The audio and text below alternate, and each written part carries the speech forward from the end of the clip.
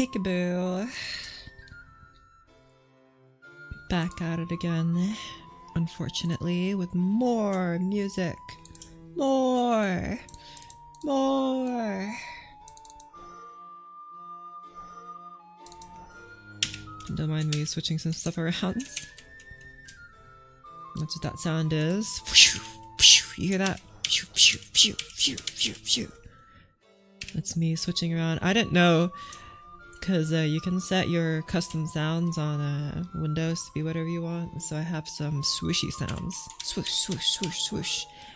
Every time I maximize or unmaximize a window or minimize a tab. And you can also hear my arrow keys moving around, but hopefully you can also hear the swoosh, swoosh, swoosh, swoosh. Very swooshy. Okay, well anyway. Enough swooshing around. But, you know, maybe I shouldn't ever stop swooshing around.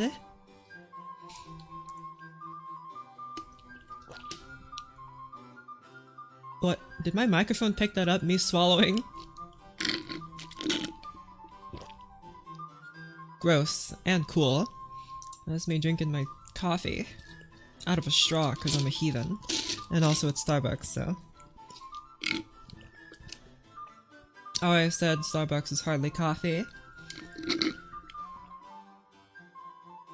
It just has coffee in it, you know? It's more of a milkshake.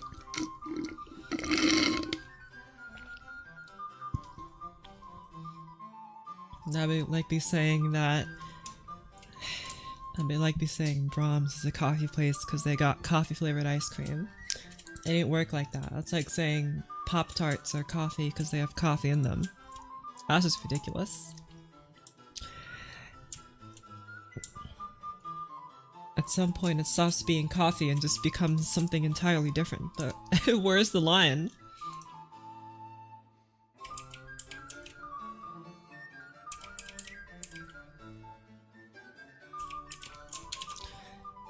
Yesterday I was gonna do a stream and I ended up recording some gameplay of Soma.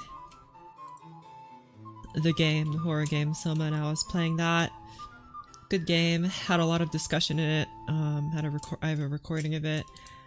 I don't know if I'm gonna like edit it together and make a thing. Probably. It is kind of a long thing. I don't want to like chop it up into too many parts, but I did have it, and I noticed on Steam that the remaster of the Talos Principle came out, and I'm thinking about getting that. Although some people are just like, just get the original, man. It doesn't really change a whole lot other than graphics, but like, why not? You know, I don't see why I shouldn't get the new version. I guess I'll just have to read more reviews. I just don't want to get into spoilers, but I'm not sure if there's even like spoilers besides puzzles and some of the discussion that's had in there, but they're not really spoilers that like, I mean, again, this is my assumption, not really spoilers that change a whole lot. But either way, we're here to do some writing. Goodness. Let me check something real quick.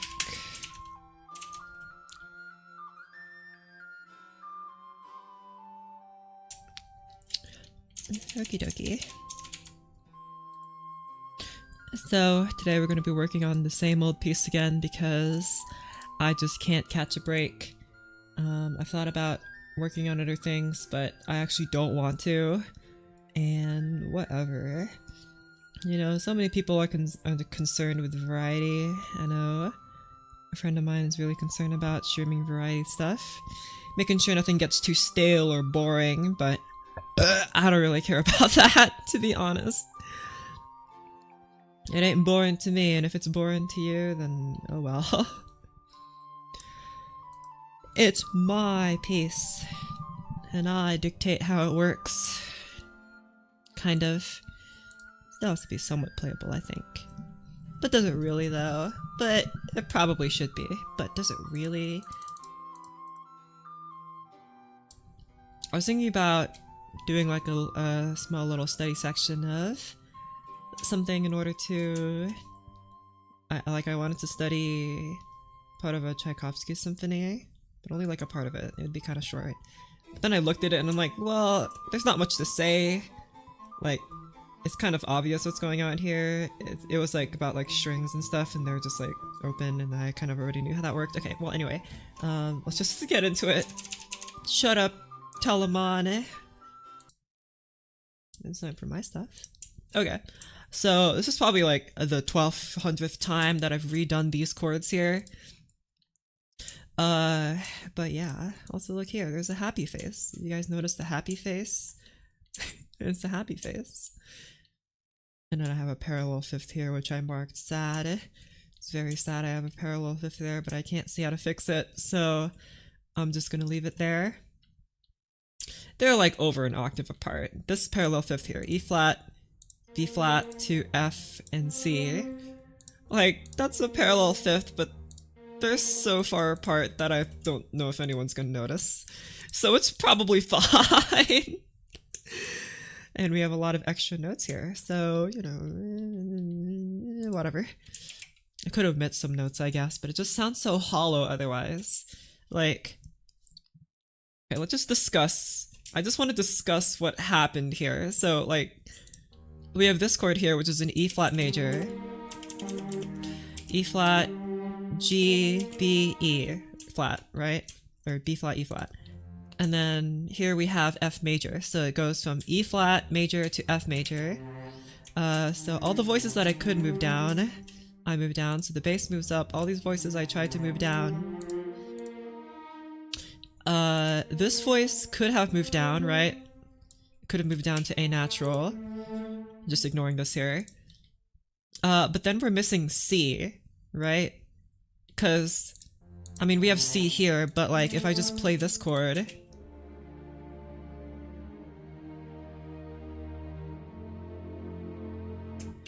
in my opinion, it feels like something's kind of missing.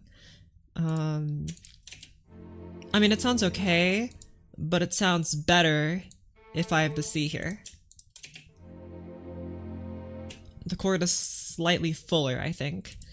So either I have a fuller chord, but have a parallel fifth, or I have a slightly less full chord without a parallel fifth. So, you know, and also having C here lets me resolve up here to D, which I like.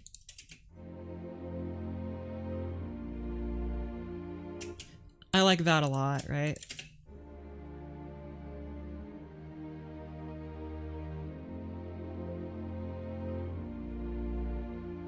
Right? As opposed to not having the C.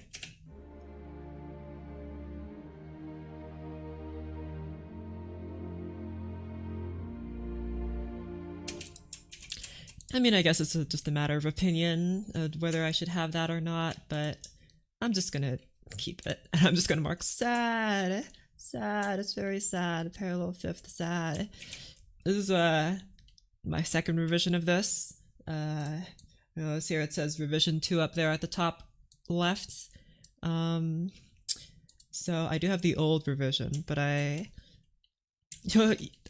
kind of discussed this before, but like when I write pieces, do I have a Discord server? I do. The link is in the description. When I write pieces, I tend to write them multiple times because, like, to me, it's an iterative process, right? I would rather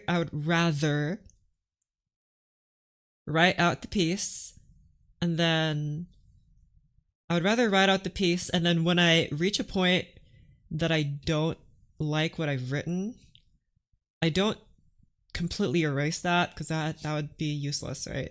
It's better to keep that bad revision and then make a new revision than just completely erase the revision to do it over. Because when I do these revisions, I learn something.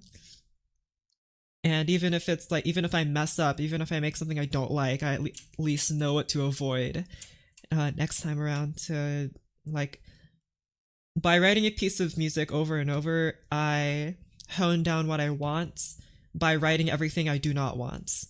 So it's like a, I guess, process of elimination and fixing problems along the way, which is why it was like my 1 billionth time rewriting this. I've rewritten these chords so many times, and now I have a happy face here with the tenuto and slurs. These chords, I mean, I've done them on stream multiple times. I've redone them like 3 more times since then because I just really felt like I needed to get them right, and I think I've got them right now. But of course, when I sleep on it and wake up tomorrow, I might hate them again. My problem with these chords was these chords are in the really low register, right? They're on the bass, tenor, and alto. And not even like they're in like the lower parts of the alto. They're kind of just like tenory kind of chords. And this is a 7th chord. This is a major 7th chord in the bass. And I don't want this chord to be anywhere in the soprano or the higher alto part. I want this chord to be very low.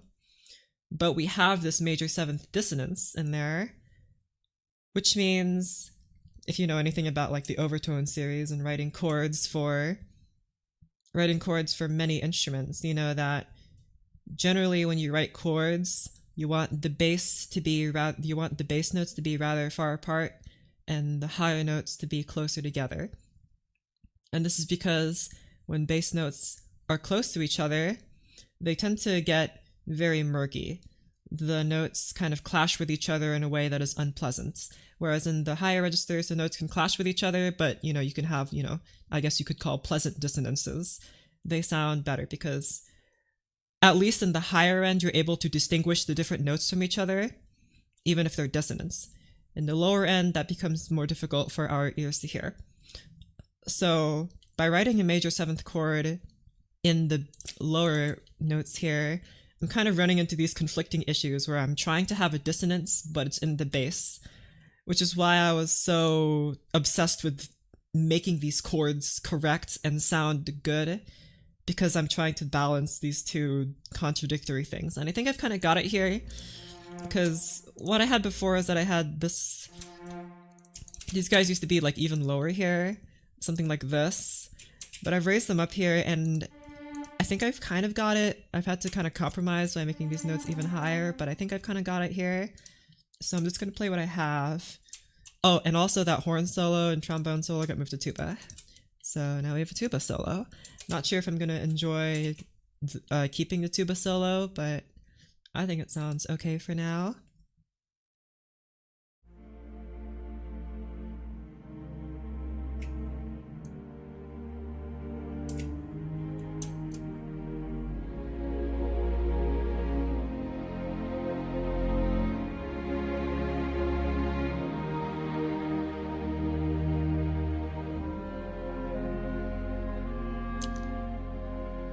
And tuba solo.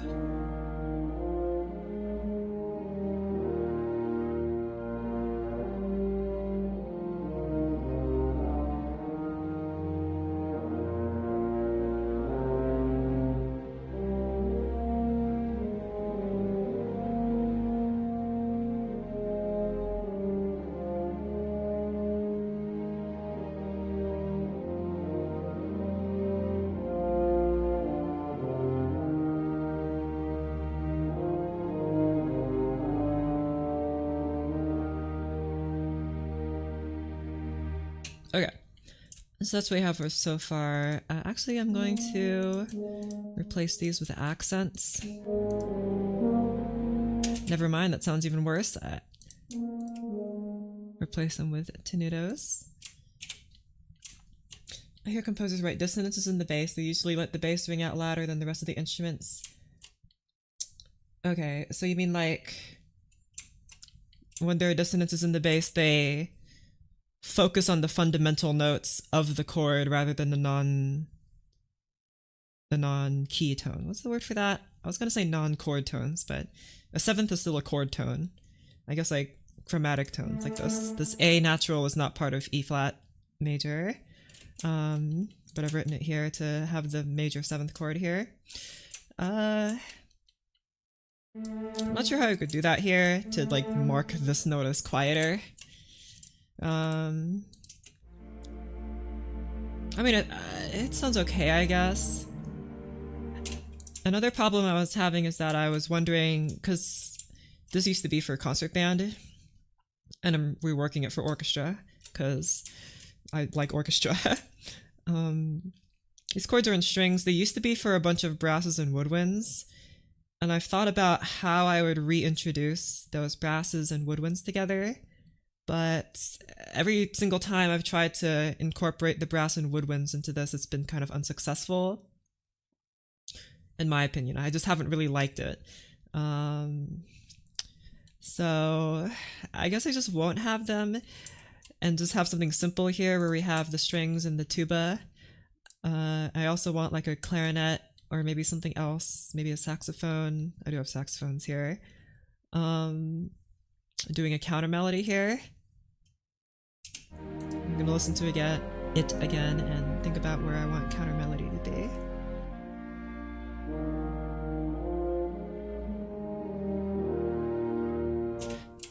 I've also thought about like having the counter melody be like an echo of this. It would be like a call and response, right?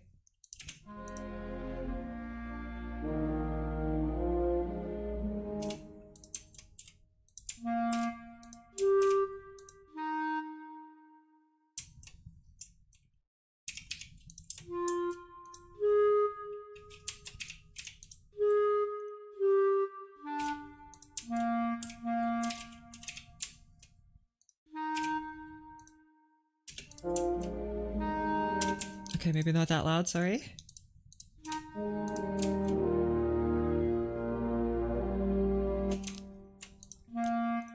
A little louder, please.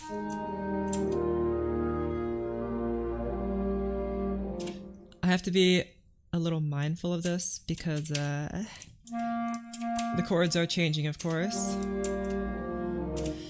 Either that, like I have it imitate the melody here, or I have it just play like a separate counter melody. Because I like the idea of having like the clarinet be like a soft echo. Or maybe not clarinet, let's try saxophone. Or that's not saxophone, this is saxophone. Make it a little quieter, please. Or, no, maybe horn. Not as resonant as the tuba, right? But it's like similar. That might be fun. Here's the thing. Like I could have both of them, like the tuba and the horn, but like they're both brass instruments. So I fear that you're not really going to be able to distinguish them apart, even though it sounds nice, right?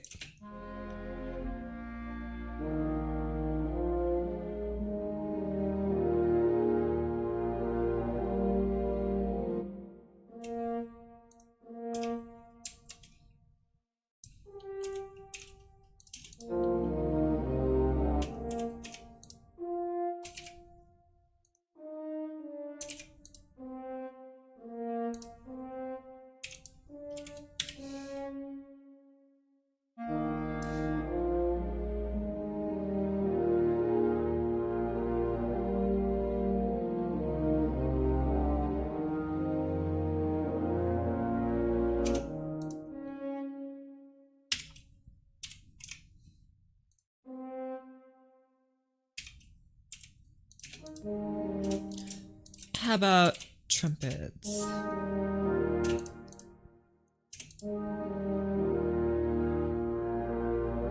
Okay, I can't hear that. Try again.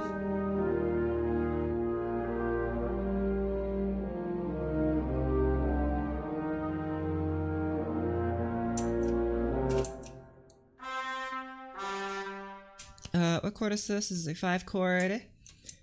Is this chord new or is this one from the last streams? This is from the last streams. The same piece, I mean. Having the horns play a different register, like higher, might help to hear a listener hear it. You could also just let it double the strong beats in the melody, maybe. Perhaps. This drops down a 4th, but this is a B flat minor chord, so we wanted to play a B flat, like minor tone, so I guess B flat works here. But it moves to 6, which is C minor, or no, C major, because it's 6 major, so I guess we'll just have it anticipate C here. Because again, I'm trying to emulate this here.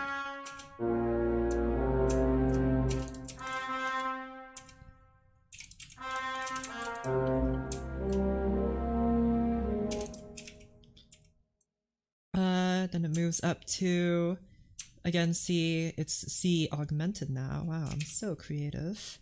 Move to G, I guess. Or no. You're moving quite the ways up. And this moves to I love D minor. That is a good key. D minor is cool. G.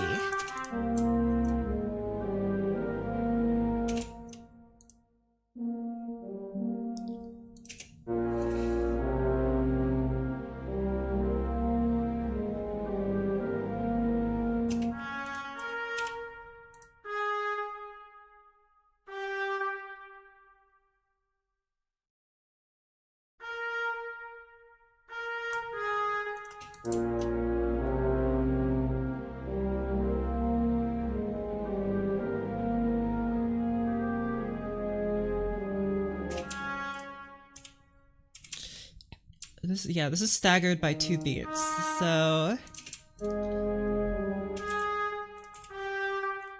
And that would clash though.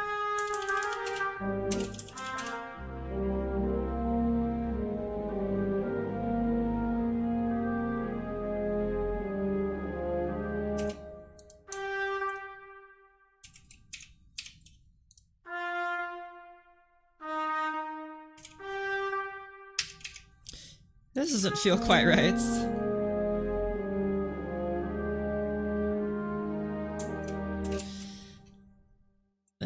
Yeah, that doesn't feel quite right.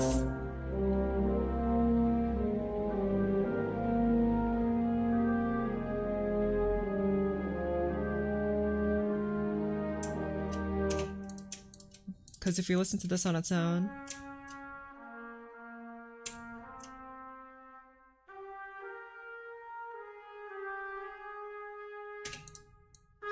Because in theory, this is like the same melody, just like...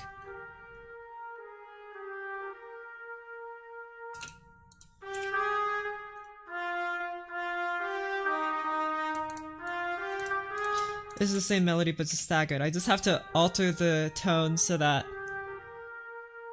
they match the chords, right?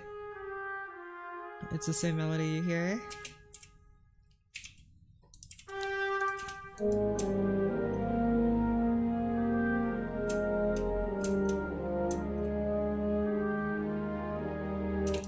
I could maybe move this entire thing down a step, see what that sounds like. Writing a string quartet, I wanted to make a fast passage like an allegretto or allegro, but I'm bad at writing music that fast. So relatable. Make a fugue for the second movement. Oh, that sounds so much easier than writing something fast.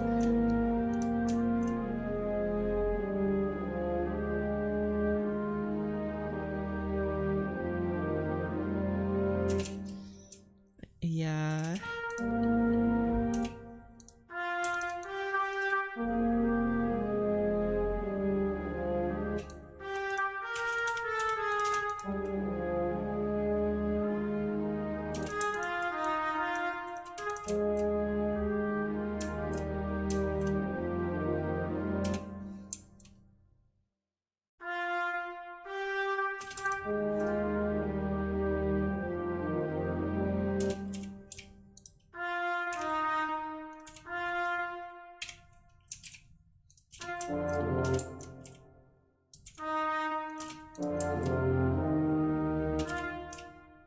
This is a E major chord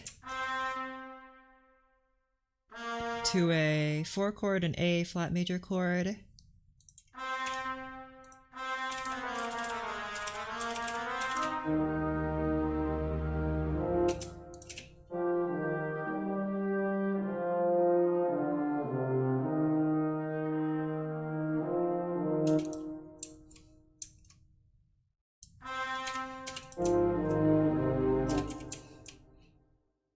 And I guess this would end on B flat then.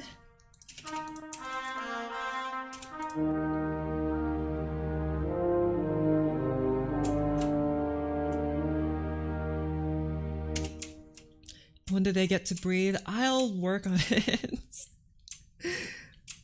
Hello? Hello? Okay, that's why I have all these slur marks, so that... See, I would write like breath marks, but like MuseScore is really stupid about breath marks. It like pauses the whole piece. Circular breathing. Sure. You know, the tuba playing the solo. All you need to do is breathe circularly, or like just get like a bagpipe, you know?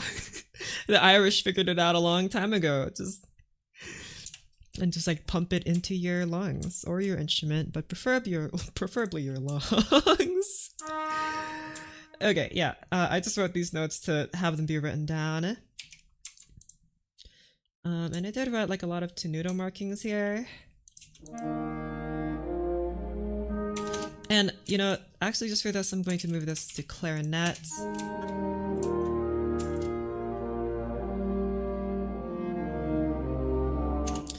How about let's try English one first. Not really satisfied with clarinet.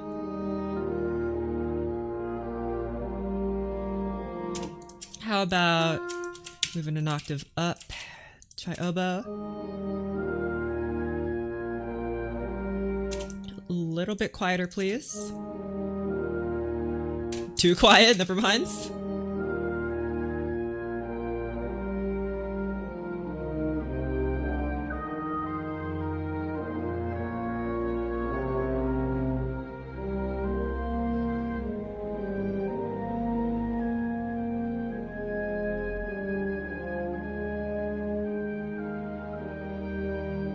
The oboe is so pretty.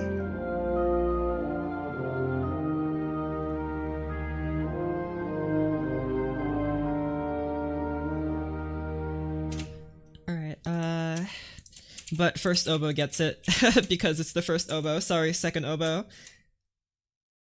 Oboe is my favorite woodwind. I love the oboe, but people give the oboe a lot of smack. I don't know why. It's a great instrument. I'm going to go ahead and just kind of copy the articulations here. For this here, I'll modify them as needed, I guess, but just for this I'm gonna try and keep the articulations, because it is just like a... I don't know if call and response is the right word, but it's something. Aw, look at that sad face. It's so sad.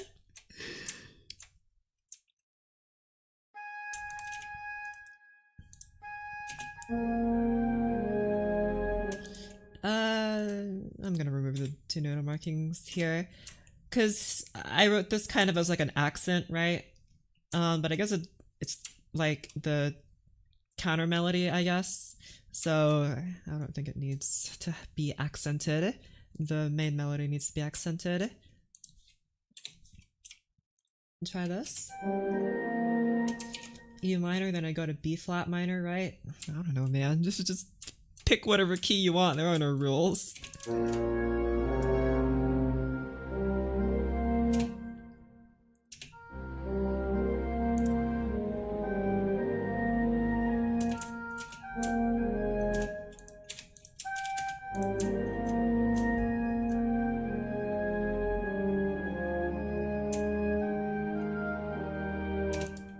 Here, that doesn't seem right. This is a little more logical in my mind.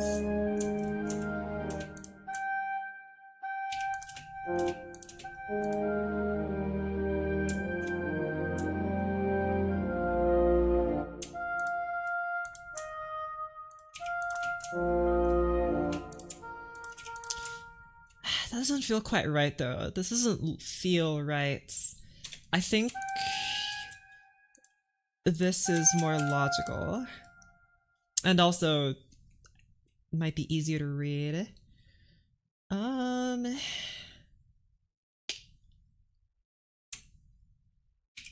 is this better? I mean, they're effectively the same. I'll keep it like that, I think. Now I'm curious. I'm gonna make you play piano, and then I'm going to double you with a clarinet and see what that sounds like.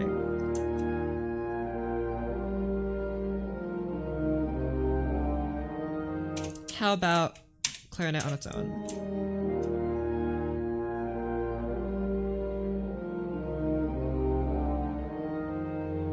Okay, that's pretty hard to hear.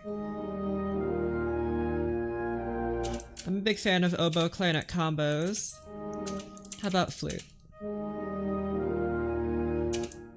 You're gonna have to be louder. How about flute on its own?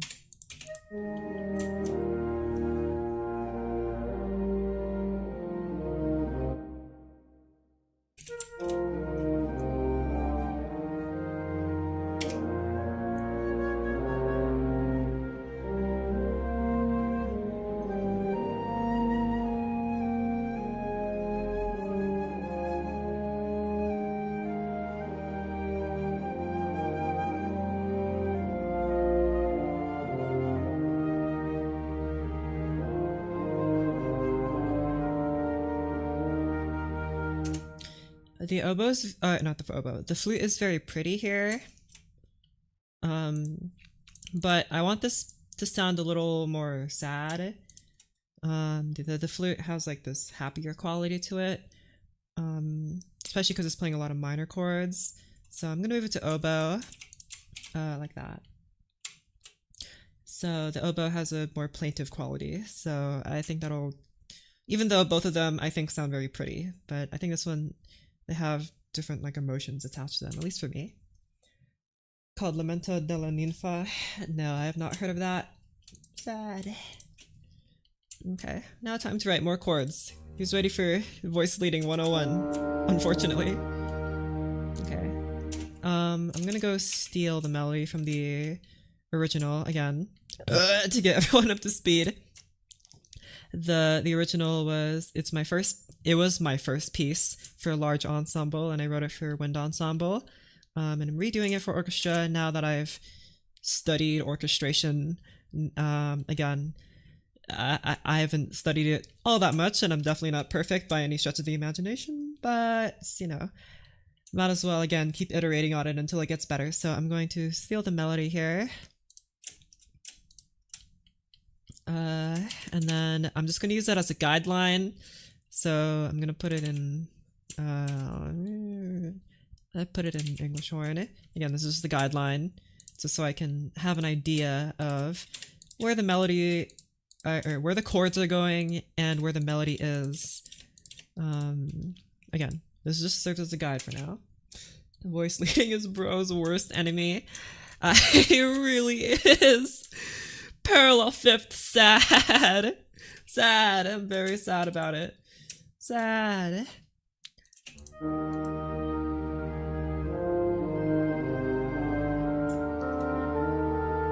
Oh my gosh. I just realized I think I need to start in the middle of the phrase. Nope, it needs to start a little bit after this. Also, I think this is in the wrong key. This is an E flat. Wait, no. That's not right. Why are you... No, what?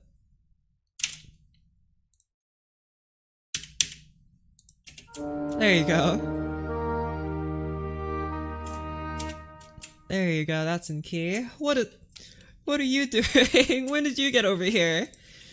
Get out of here. Where did that guy come from? What a straggler. Goodness, didn't think I would see him.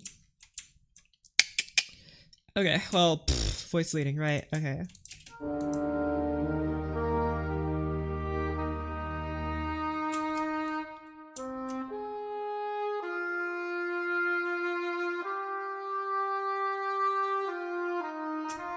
I think it sounds very pretty.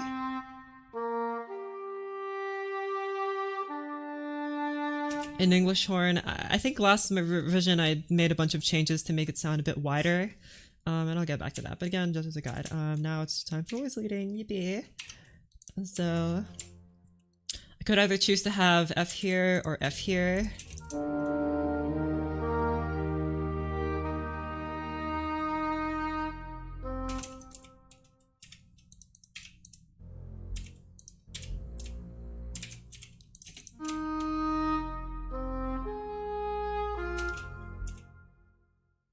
I think I would rather, whoopsies, I would rather this, so then you would move down to C, And you guys would obviously move down. You could stay here and you can move down here. Or I could just remove these guys. I'm not sure if I want the chords to be super thick here. I mean, that does sound good though, so, you know, figures.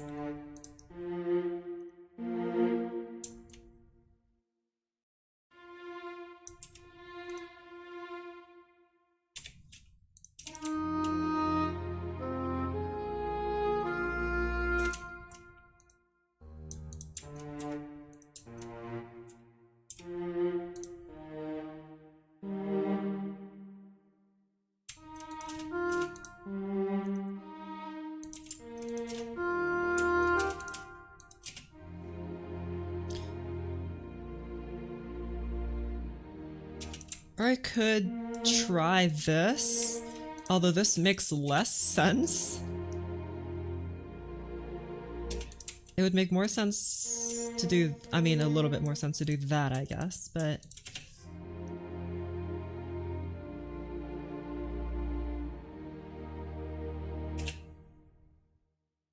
Is that even good though? I don't like that the alto and the bass are moving in the same direction. I'd rather the bass and the tenor move in the same direction, and then the soprano and the alto move in the same direction as each other, but different than the tenor and the bass. So that's why I thought it was more logical to just delete this and then have this move up, right? Because then at least all of the voices that don't have common tones then move up. So we'll just have that. I think it's better.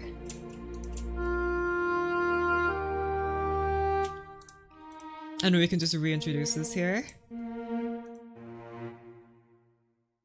There's B flat, D, B flat, F. There is 2 of F, 2 of B flat, 1 of D. That's good.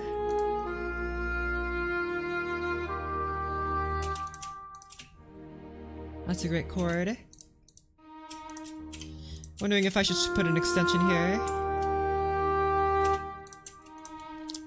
And then 4. And then maybe like that. I'm not sure if I want to reach all the way down here. I think maybe I could try this instead. Oh, this would make these guys overlap.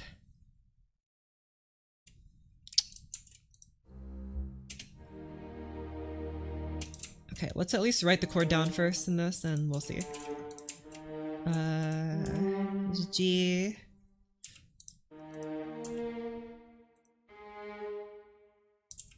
But now there's no C ringing out in this chord. Okay, let's try moving you down then. And you would move up to C. There would be E here. G would move up to A flat. A flat. Here you would move up to C instead. Okay, that's better. Okay, makes more sense. Also, you guys are supposed to be half notes. Kaboom.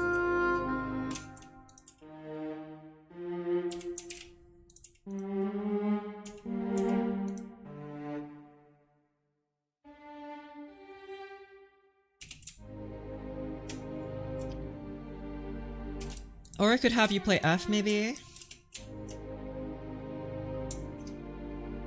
That's good. Hello. But then that would be, see here, there's A and E moving up to B and F, which is a problem. I guess I'll just have you move to this then. Could do something like that, which would be a little bit better.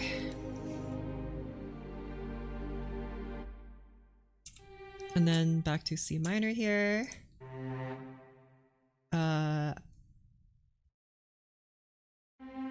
What would play here? Like G would C? No, that doesn't feel right. Let's have like that. Yeah, that's better.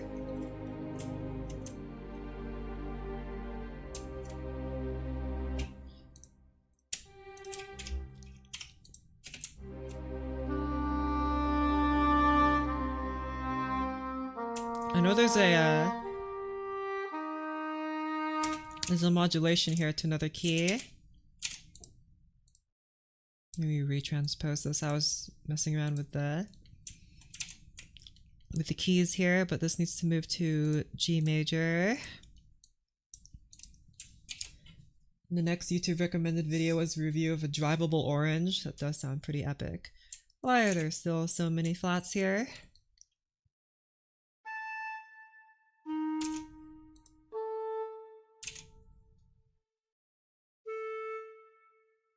You're just supposed to be A. What is this?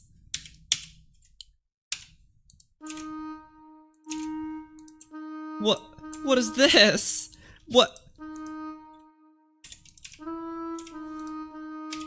There. Goodness me.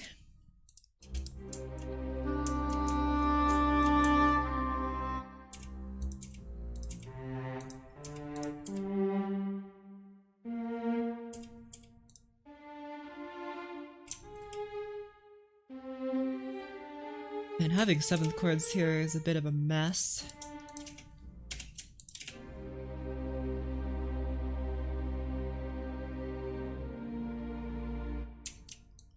I want there to be a 7th chord before the modulation, you know, so I could do this. Okay, well, we'll just have the pure chord for now. That's still satisfying. Then flat 7 here would be F major.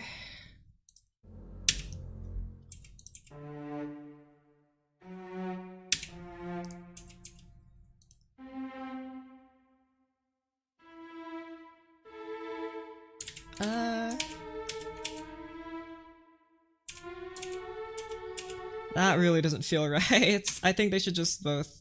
We should just omit this. But now there's no A. Also, I realize this is supposed to be F natural. This is the power chord. What a chord. Do you have any sources that you learn orchestration from, or do you do it mostly intuitively? Bro, I wish it came to me naturally, but no. My natural orchestration is messy and horrible, so I had to learn a bunch of rules. I mean, of course, I learned a bunch of rules because I want to write in a classical, and by classical I mean I want to write in the common practice style. That's just me. Of course, you don't have to, but like if you want to read, of course, a great start is Mr. Korsakov's book, Rimsky's book, you know, famous for being epic. And I really enjoyed that book in comparison to the other orchestration books I've had because Korsakov is very specific. The other orchestration books aren't very specific. And I think that's because the other orchestration books that I read tend to generalize, whereas Rimsky-Korsakov is specific to his style because he gives examples from his own work. He is saying, this is how I orchestrate music. Other orchestration books say, this is how composers in general orchestrate music. So I think that's a difference there. And of course, I'm not writing music like Rimsky-Korsakov, but when you learn from his book, he gives advice onto how he himself thinks of instruments. Whereas the other books, although you might think I should start from a general points of orchestration, I should see orchestration as a whole and then hone in on a specific style I want. You could do that, but the thing is, those general books aren't very helpful then, because they just say this is how these are orchestrated, and that's just how they are. They're just orchestrated. Like, they don't give a reason. Because Korsakov is commenting on his own style, he gives a reason. Because of course these other people, they're not the composers, so they don't know the reason. And even, I think it was Adler who commented on this in his book about orchestration, that sometimes because we are retrospectively looking at these compositions decades or centuries after they were written, we can't really know why the composer wrote a chord or led voices in a specific way or orchestrated it in a specific way, we can just kind of make assumptions, right? We can just assume why. And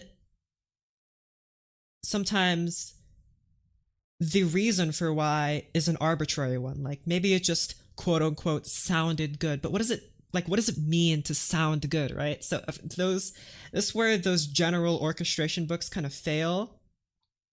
And that's where Mr. Korsakov shines, because he is writing about his own music and gives a reason. He gives a reason why he orchestrated a chord in a specific way. He says, I wrote the chord like this, or you should write the chords like this because it is balanced. You should write the chord like this because it is consonant. You should write the chord like this because it sounds a specific way. You should write a chord like this because it provokes a specific emotion. You should use this instrument because it provokes a specific emotion. And of course, you don't have to agree with Mr. Korsakov, but it's very useful to have a reason as to why you're orchestrating something a specific way other than just following a rule book. So I guess on the whole, that can be summed up by you should understand why you're orchestrating something a certain way and not just blindly following the rules. So that's why I think Principles of Orchestration by Rimsky-Korsakov is a good starting point. And then once you know that, once you are conscious of the reasons as to why you are writing instruments in a specific way or why you are using specific instruments, etc., then you can go on and analyze the orchestration books that are more generalized, and you can look at, this example, and you can think to yourself, okay, what is the reason that, Beethoven, Mozart, Haydn, Brahms chose this instrument for this piece? Why did they write it in open harmony? Or why did they put chords, why did they space notes a specific way? And you focus on the why rather than the what is. I've been composing all this time with the default sounds for instruments. That's fine. I use a lot of defaults in MuseScore. I do have custom packs that I did buy from the store, but of course you don't actually need those. I just did it because I'm a nerd. Harmony is complicated enough, and orchestration makes it even more complicated. Yeah, it's complicated. It's very complicated. It's difficult, but that's very rewarding, right? Because, once you've written it all out, once you've struggled a bunch with harmony, but then you step back once you've followed all the rules that you understand, once you followed all the practice, you have something to be proud of. And other people can be amazed at your work. Like, wow, that's so many instruments. And you're like, just follow the rules, bro. Or make your own rules. But if you make your own rules, just remember there must be a reason as to why those rules. They can't just be arbitrary, because if you write arbitrary music, you're basically just slamming your hands on a keyboard and hoping that it sounds good. At least in my opinion. Again, my opinion. But anyway, back to this chord. It's missing A in the chord here. See, there's like F and C. There needs to be A here. Could put it there, but I kind of also want it to be here. Or that's not A, this is A. So, like that.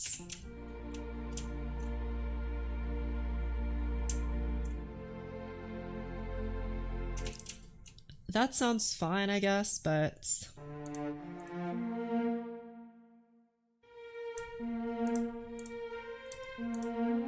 it's technically a parallel octave. How about I just forgo the first violins here?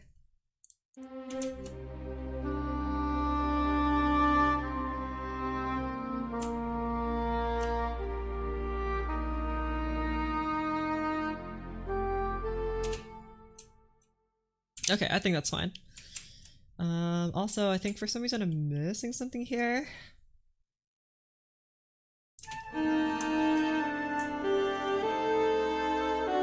See how in the original there's like a chord switch here? Is this the same chord? This is an F major chord.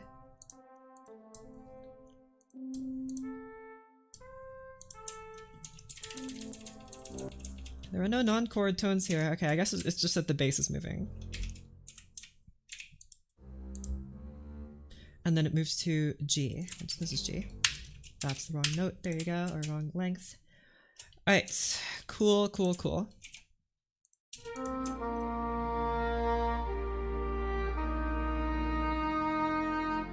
I was a little worried that this note this voice going away would sound kind of weird. But it's fine. I guess technically you should... Oh, I don't like that.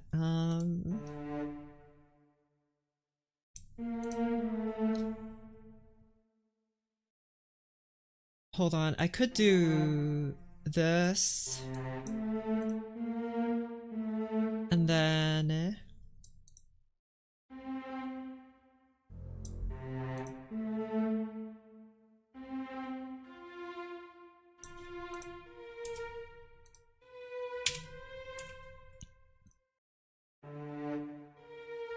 No, wait. No, it doesn't change anything. Sorry, I thought I was onto something, but I really was not. And this is the same chord again. But I think this first violin can... Oh, whoopsies. Can come back by having a 7th here. It's kind of weird now that this violin is higher than this one, but whatever. Or...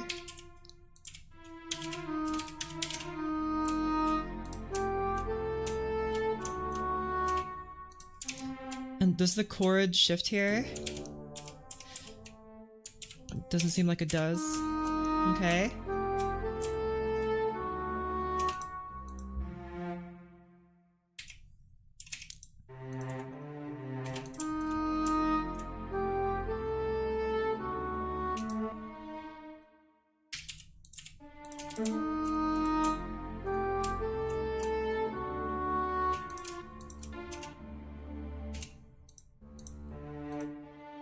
I think I might want this to be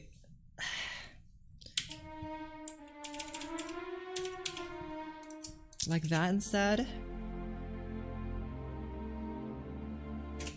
Or F sharp.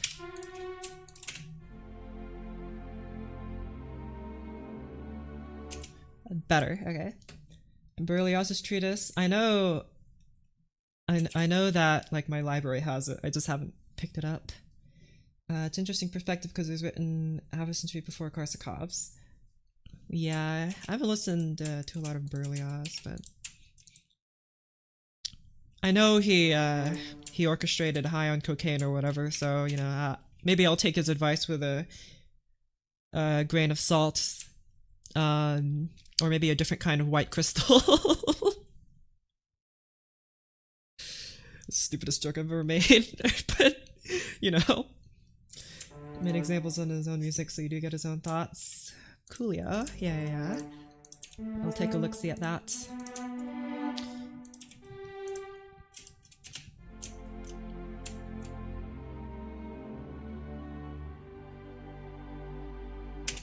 Coolio. And then... that's not 4, this is 4.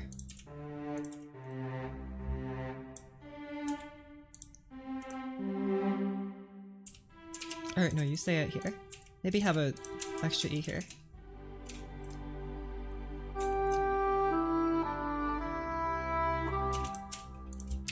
And then this is a 3 chord. I'm a huge fan of 3 replacing 5. It's like one of my most used progressions ever. 3 here would be, yeah, B minor. So B minor is B, D, F sharp. You are G, you should move up to B, you move up to, not that, you move to D, you move to F sharp, you move to B.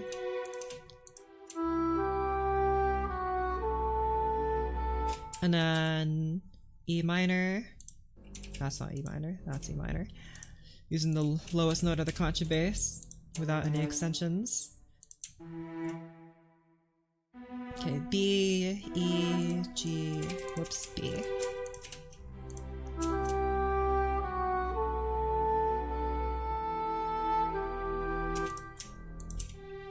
I know here I moved this up. Or in the original, I think I moved the bass up. Or I just repeated the chord and I moved some of the tones down.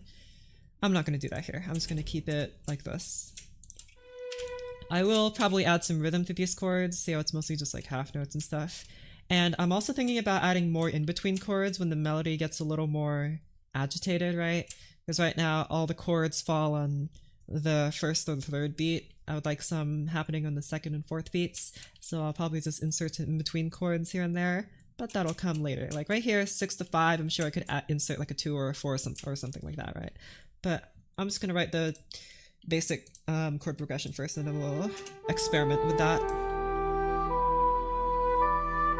And then 2 here would be A minor. Yeah, okay, that's correct. I was thinking though, like, is there really A minor after this? Yes, it is. Oh wait, you play E again, because that's part of E minor, or A minor. Oh, but now there's no C in the chord. I could just do this, and then have this.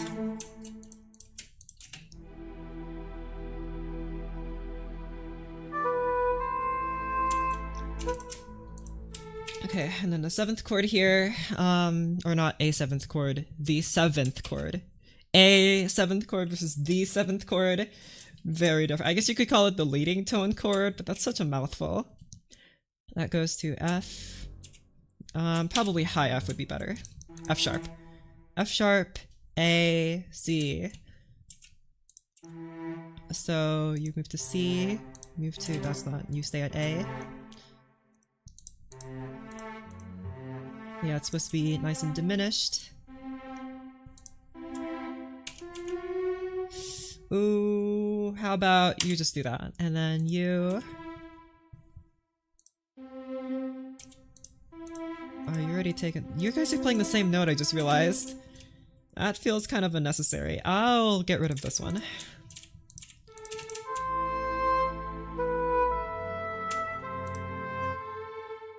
And 3 major here. That's B major, so B, D, sharp, and then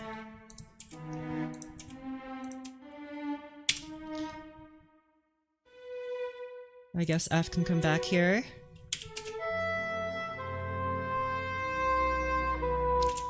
Okay.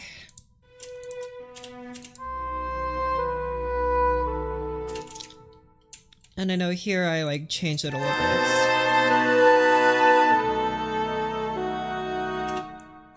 Did I make it like a 7th chord or something? Doesn't look like I did. Just made it move downwards.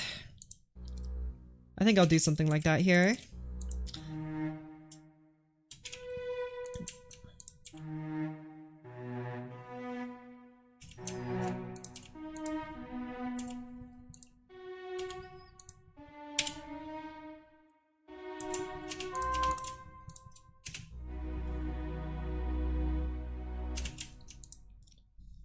My side started hurting out of nowhere.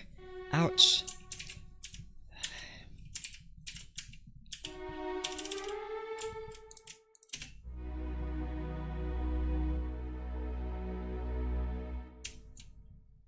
And then C major. No, E major.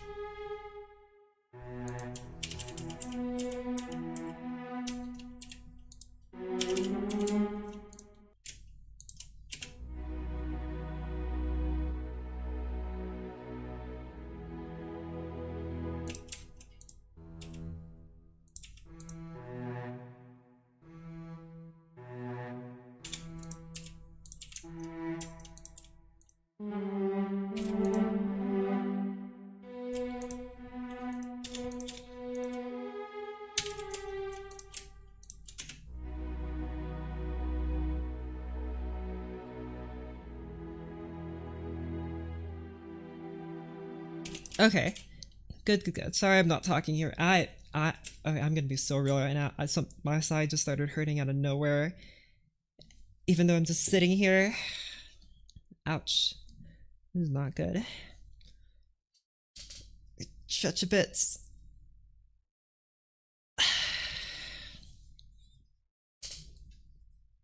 Move around a little bit here. Change my posture.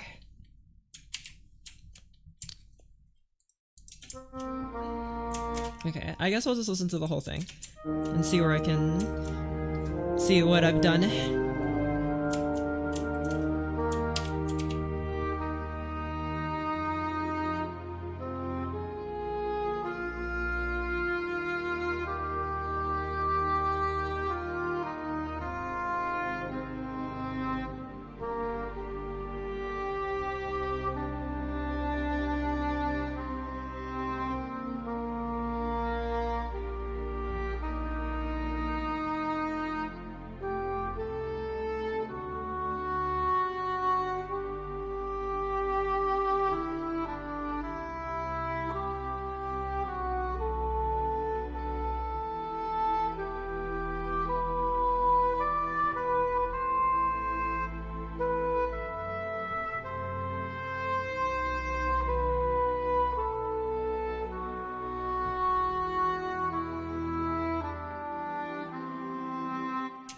Okay, and this is where another modulation would happen. I believe it goes to, yeah, B flat major here. And I guess I'll have that resolution just so you can hear it because I think it's great. So B flat major would be... Or wait, do you actually move to B flat major? Let me just check here.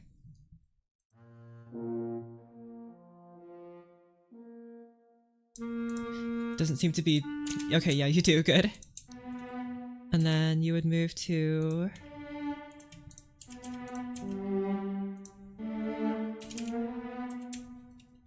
Oh wait, oh, this is B... Is that B major? No, it's B flat.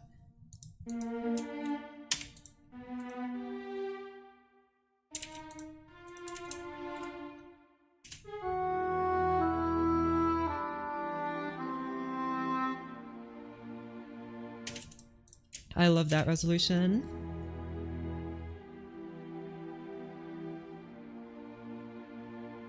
And then we move to another key here. Okay.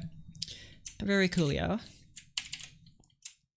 It feels like it's longing for something. That happens to be most of my music.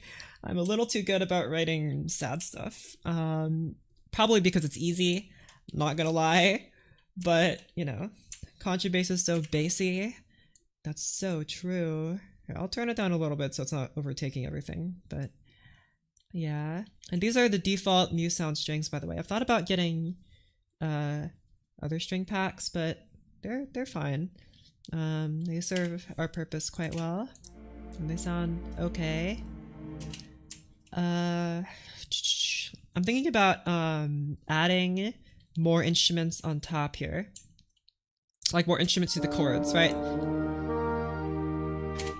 I think the simple orchestration of tuba solo and then strings is okay, but here for this part, where the chords get a little bit more complex, I want to add like woodwinds and brass on top of it. Woodwinds first and then brass. But before I do that, I did mention earlier that I want to add some in-between chords here. See how these chords are like, they only fall in the first and third beats? I want to see if I can shoehorn in some chords that occur on the second and fourth, the off beats, I guess, so to speak. And I want to add those in where the melody is more agitated. So like when there are like runs like this or something, you know? Like right here might be good, but like it's going from 2 to 2, so I don't know.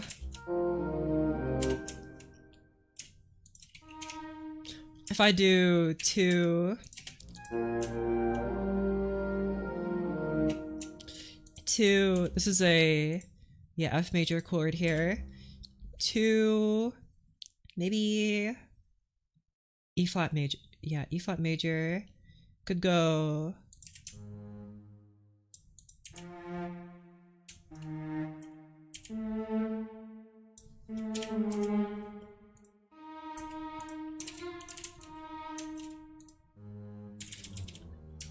try 4.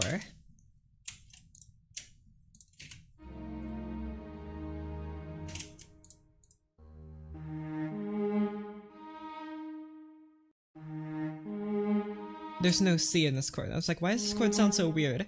There's no C ringing out in this chord. Could try... That one seems a bit weird though, just to have that C go in there for...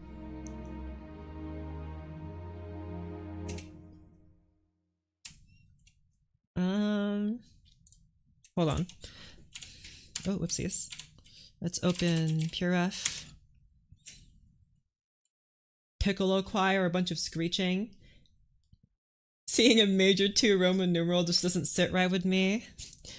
That's fair. Let's open my composition cheat sheet, shall we? I don't know why I don't always have this open. This is the chart I'm looking for. The modal interchange chart! Just to see if I can have some more exotic colors here. And I want to pick one of these 4 chords. I've already used the sharp 4 chord, sharp 4 diminished chord back here, which is very cool. With continuo and choir, that'd be pretty baroque and pretty cool. See how it goes from major 2 to minor 2? Like, that's fine, but see how there's like a run here? Whoopsies. I want the chords to change here, because since the melody's becoming more agitated, I want the accompaniment to be more agitated just to make it more interesting, right? So that's why I'm trying to find an in-between chord. Something that's in between 2 and 2. Which, you know, who knows? Which is why I'm trying to pick another subdominant chord here. So either one of these or any of these. And since I already have 2 and 2, I want to pick one of the 4 chords. So that's why I had like, maybe I could try 4 minor. So something like, try this.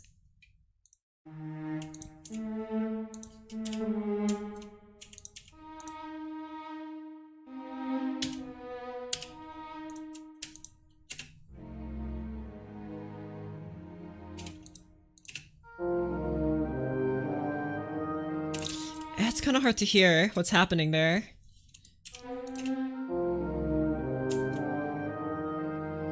I kind of preferred the minor one, but it's hard to tell. Let's try... Here, let's put the C in the bass, perhaps. That might make it easier. Try it without the tuba first. Try it with C natural.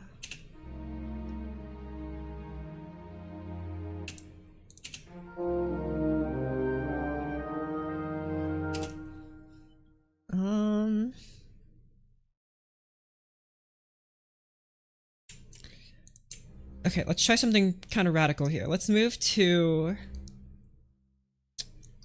a, okay, whatchamacallit? A 3 chord. Let's try this. Which would be 3, 2, 3, 2, 5, which would be kind of weird.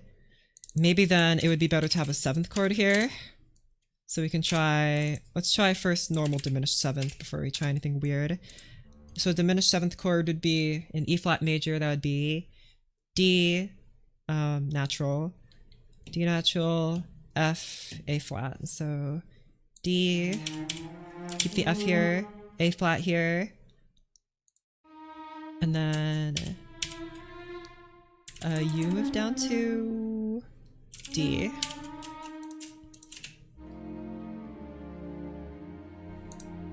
Maybe? Is this the chord I want? Yes, okay.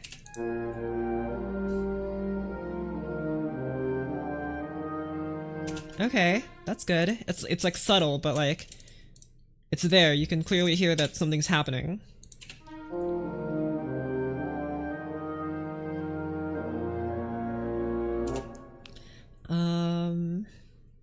Okay.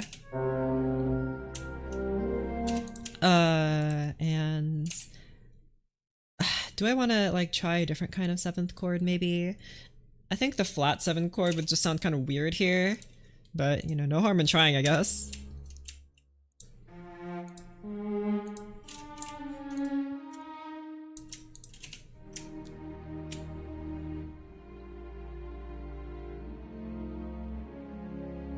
Yeah, that doesn't sound quite right. Not in this context.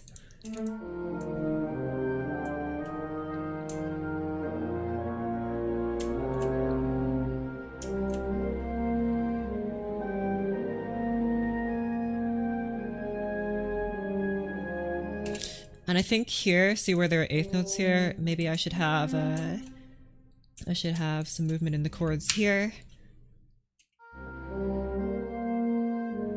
And then maybe movement in the chords here. And movement in the chords here. And movement in the chords here. Now, of course, I might not be able to do all of those, but again, I want to try. So, this is moving from 6 to 6. So functionally it's moving from dominant to tonic, and this is another tonic chord. So I think what I should have here is another dominant chord. And what would link 6 and 6 together? Like 3 maybe? Let's try 3. So that would be G, especially because, yeah, there's G to G sharp. That might be kind of fun. Oh, there's already G here. I'll remove this then. G, B flat, D.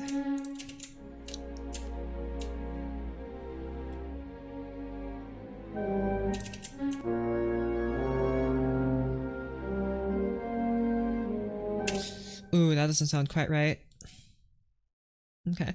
How about instead of a different type of chord, we try the same type of chord, the same tonic chord. I mean, 3 is a tonic chord, but it's also a dominant chord and it doesn't sound quite right. So I guess we could try like a 1 chord here, but I'd need to like add it kind of surreptitiously.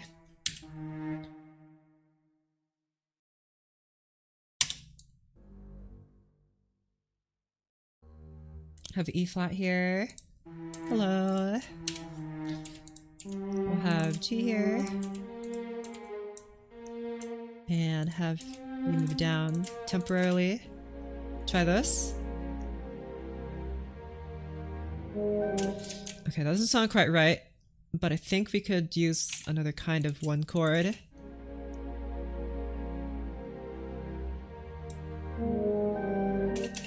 I guess I haven't heard it with the melody yet.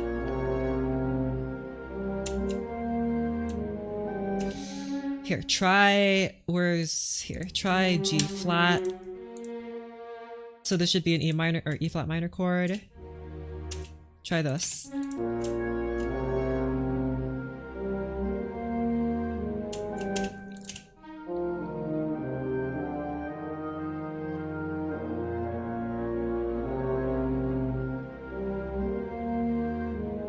No, I don't like that. I'm just gonna keep this like this.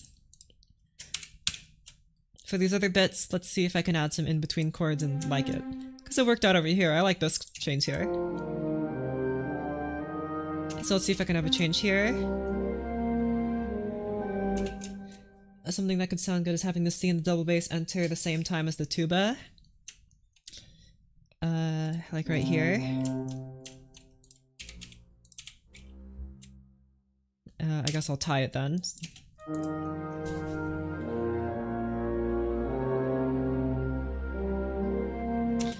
I can't really hear that, if I'm being honest, but let's just do a comparison.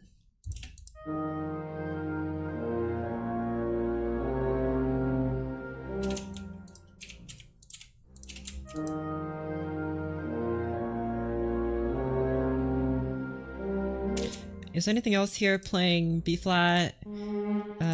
You're playing B flat.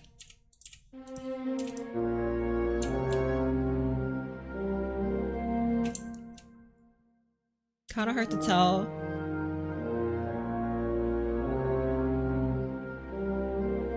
Think it sounds better? Okay. I think this is kind of weird, having this. I'd rather just have the common tone here. Should I tie it? I'm not going to tie it. I want it to be separate chords. Okay, so this is moving from 6 to 2, which is tonic to subdominance. I guess you could argue, since this is a major 6, it probably modulated somewhere along the line, but whatever. If it is, I have no idea. Move.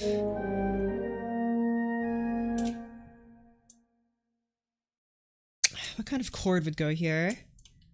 Less muddy? Fair enough. It needs to be like an equally dissonant chords. It's like, or maybe I should just hold this chord in general because it's an augmented chord, right? The augmented chord is very tense, and I like that as it resolves here.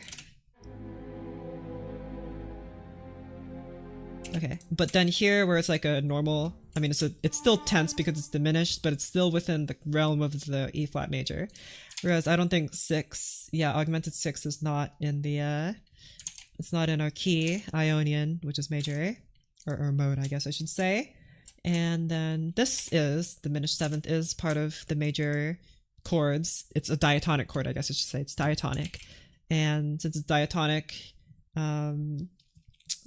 let's change up the chords a little bit to be more interesting. So it's going from 7 to 1 here. I could just do 7-5-1, 7-3-1.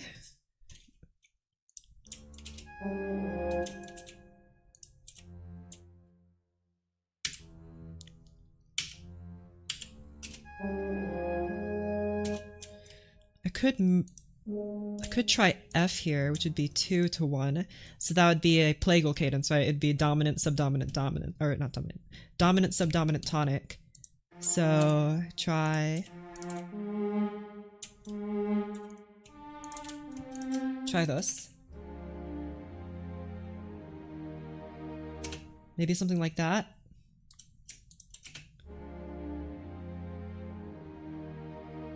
I mean, it sounds like that is 2 to 1 though, which is kind of a weird progression and also introduces a bunch of problems here, but let's try 4-1 instead. So 4 would be A flat, E. The E would be anticipated, which is pretty cool.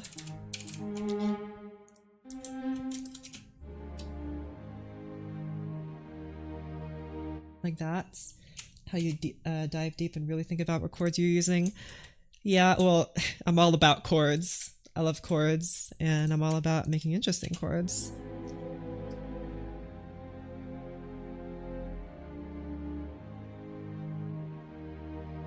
Love the plagal cadence, but let's see what it sounds like in context, because it ain't no good if the chords don't serve the melody, right?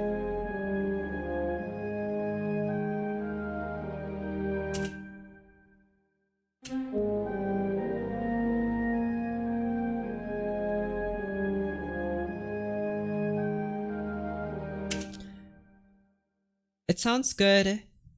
I think it could sound better though. I don't like how pure it sounds. I want it to, or not pure. I don't like how easygoing it sounds. I want it to sound a little bit more tense. So instead of a major chord here, I'll try something else. There are a bunch of options here. I could try this. It was a very interesting chord here, the sharp 4 diminished, which is marked like this, sharp 4 diminished. So that would mean A sharp, or sharpen the A flat, which in practice makes it A natural, but it is still technically the sharpened 4th. I'm also about chords. My background is definitely more jazz, so I kind of just play and I don't think about it until after I write it. I see. No, I'm very classically trained, right? So I can really only think of chords in this way.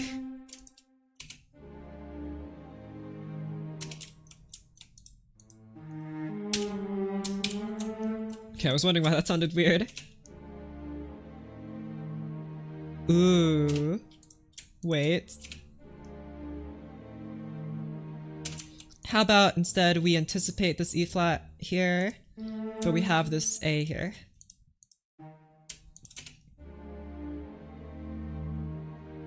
No, that doesn't sound as good. Try this.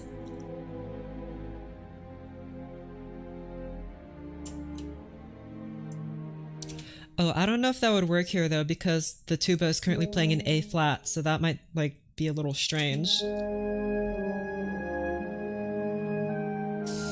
Yeah, it doesn't sound as cool. You could do an Italian 6, E flat, C flat, A if you want a little more tension. That would be... Okay, try that.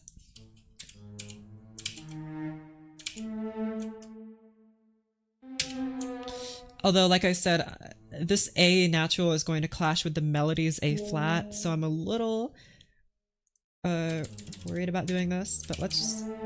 If we have the A up here, or no, these would be directly clashing. Let's just do this just to do like a test, right?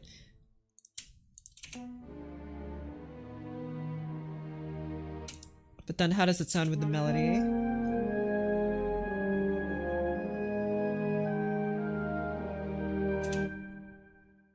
I think it sounds okay. Let's change this to E flat.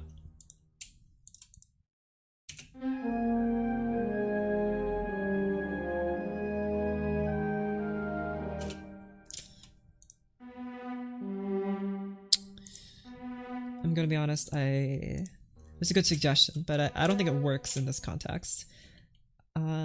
Let's try a different chord. So, right, I was trying a bunch of different kinds of 4 chords. Could try a minor fourth. I guess I haven't tried the minor fourth yet. Or no, I have. I've tried the minor fourth. There's just not a whole lot of fourths left. Doesn't have to be a fourth though. It could be another fifth. Could try another 5 chord here. A 5 chord would be... Let's just do that, just for ease.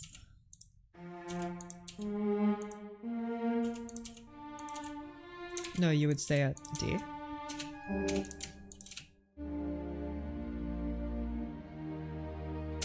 Right. That's kind of like obvious, you know? There is this Locrian chord, which is interesting, a flat 5. I wonder what that sounds like. That would be B double flat. It's a major chord, right? So B double flat, and then D flat, and then F, right? So double flat, D flat. What does that sound like?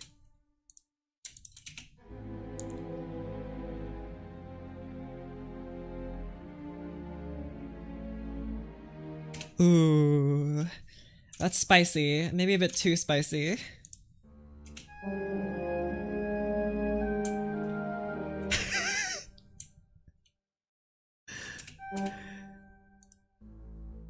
Again, this B double flat is clashing directly with this A flat because it's enharmonic to A natural. So, I mean, of course, it's interesting. These chords are interesting, but like I said, the chords need to serve the melody, right? So I'm gonna try again.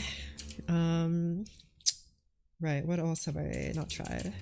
I want to try this chord here, a flat 3, this Phrygian chord, a flat 3 major.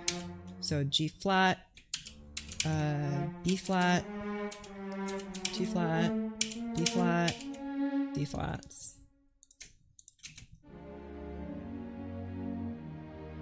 Oh, funky.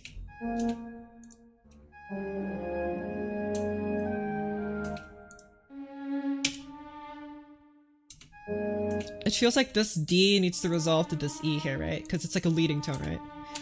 Having this is unsatisfying. This is much more satisfying, right? So I guess I would make that an augmented 3 chord.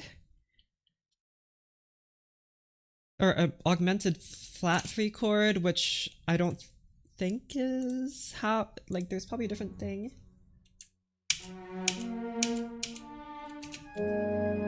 Wait.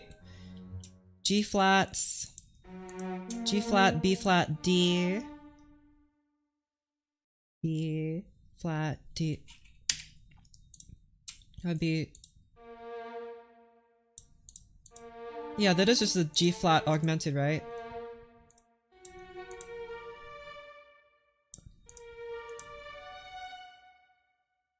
Or is it something else?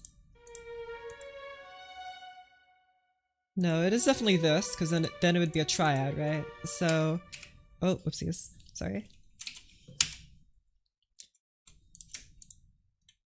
That doesn't appear anywhere on my chart here, which is interesting, but I guess augmented chords aren't really part of anything. Or... Okay, you know, whatever. I think it's interesting.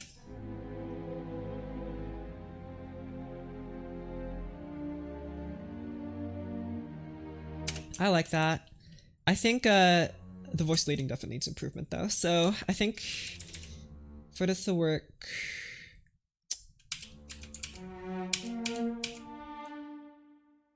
I don't like that these would move in parallel octaves. Which is why I put like this over here. But then this would have to move down.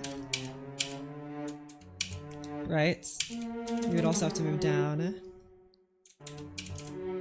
But then who's playing? I guess you can play B flat then. And that would make you a flat 3 augmented chord. Okay, again, it has to sound good in context, so.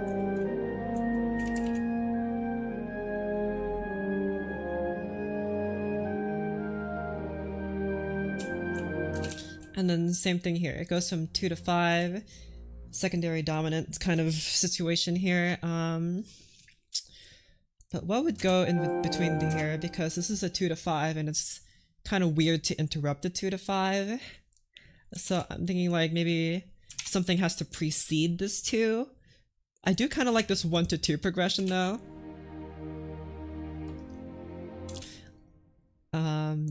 There's like some kind of modulation that has happened here, but whatever. Here, let's move this here, and I guess then if I fix it, then I won't have a parallel 5th sad anymore. And don't believe me, it was very sad when I had to write that in.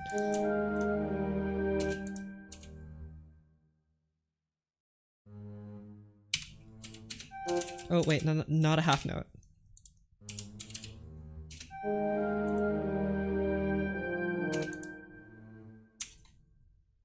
For some reason, part of me really wants to have an A natural here. But like, what chord is that I'm trying to write here? A natural would that be another sharp 4 augmented chord? Or not, a diminished chord. Would that be another one of those? Which means you would have to be, whoopsies, E flat,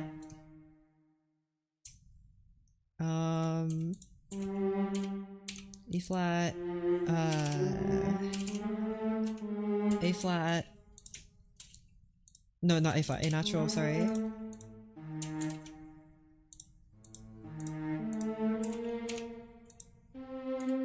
Not really worried about voice leading at the moment, just trying this out.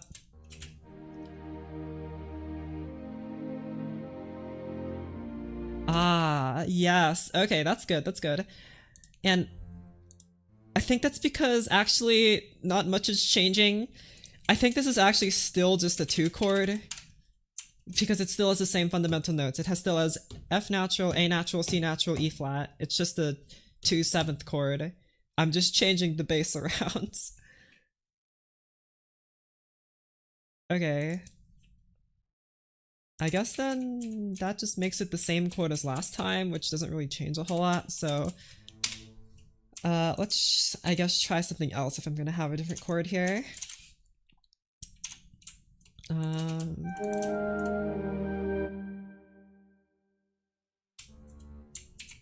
what would it even be?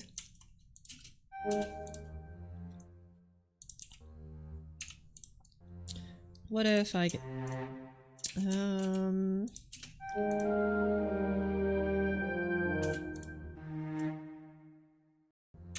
1, 2... maybe 6? No, that's not a subdominant chord. I feel like there needs to be a subdominant chord here. It's like a 4 chord, right? I don't want it to be... This feels a bit odd. But maybe?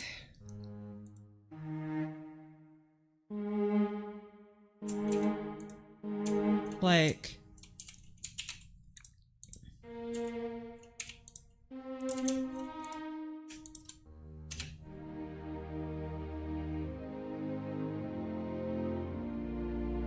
like that. Try having a C flat here instead.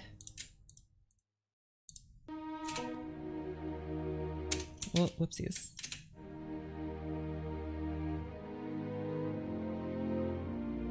Like that, maybe? So this would be a... not a diminished, a minor 4.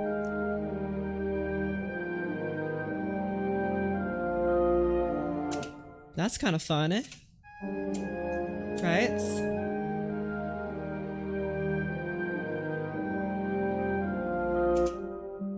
mean, I think it sounds cool, but it sounds a little disjointed, you know? Like, it sounds too out of nowhere. But I really like it. But it sounds a bit... How do I make it smoother? But I like it. But how do I fix it?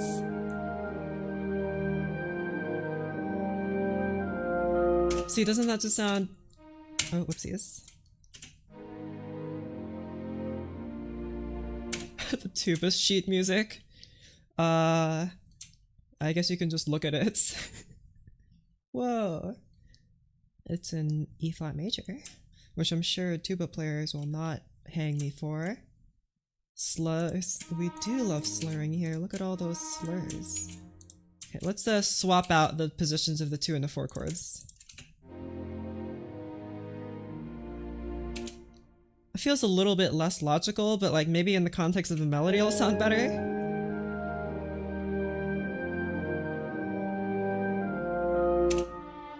A little bit. And I think we're allowed to swap these chords around because they are functionally the same. These are functionally subdominants. So I think that's why we're allowed to just kind of swap these chords around because they sound similar. I think I need this bass to move down though. Like that.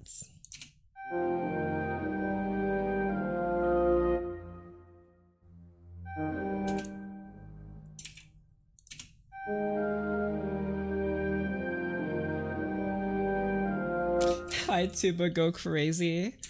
Well, yeah, but it sounds so good, doesn't it? High tuba does sound cool.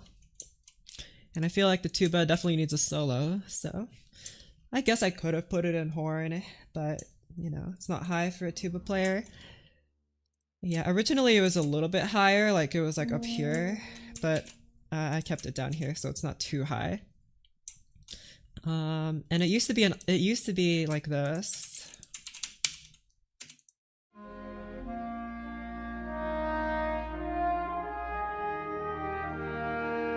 This used to be how it was.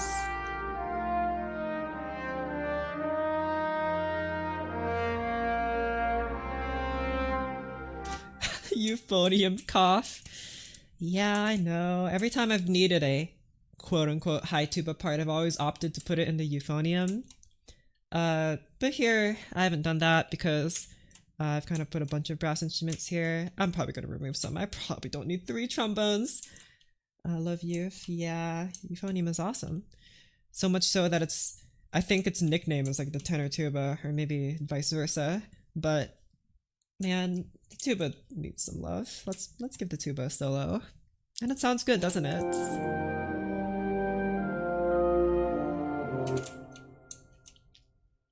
Okay.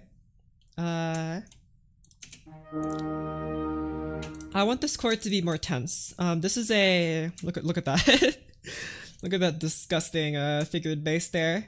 What this means, it's basically a 7th chord, like a 1 major 7th chord, but the 7th G, or not G, D is in the bass. See, this is D. The contrabass is playing D, and then the rest of the strings are playing the E flat major chord. So this chord, even though it's a 1 chord, it's still very, very tense, and I really like that. I just don't feel like it's tense enough. I feel like there needs to be some other note here that makes it slightly more tense, because otherwise you can't really feel the tension here. It's kind of hard to feel the tension there, so I4-2 would be fine as a Roman numeral.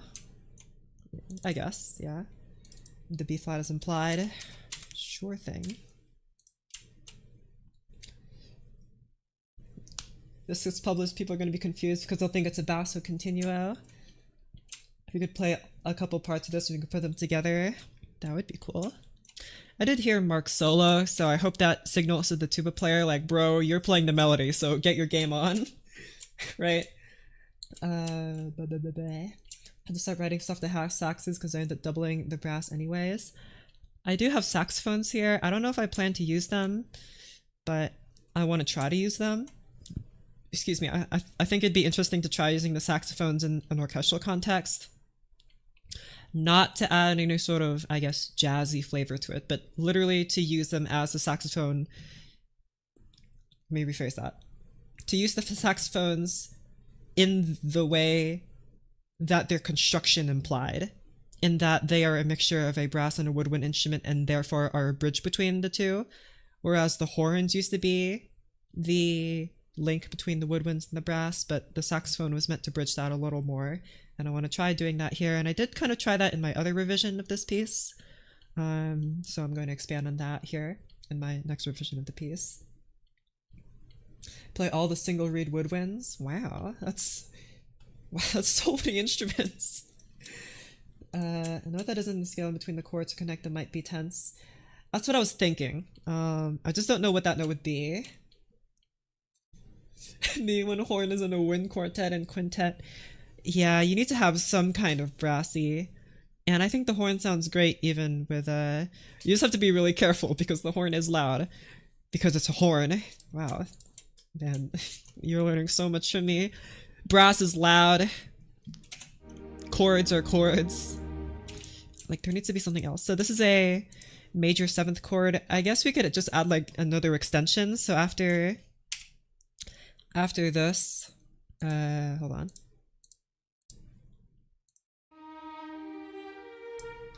I guess after that would be F. So who's gonna even play F? I don't want any of you guys to play a major 2nd, so I mean I guess I could just try it just to see what it sounds like.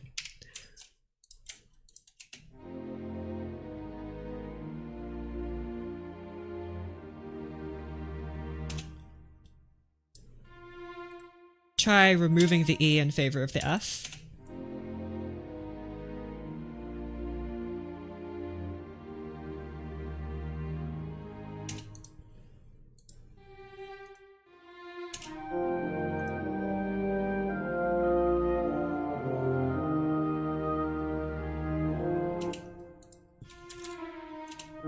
This E definitely needs to be here so that it clashes with the D or E flat.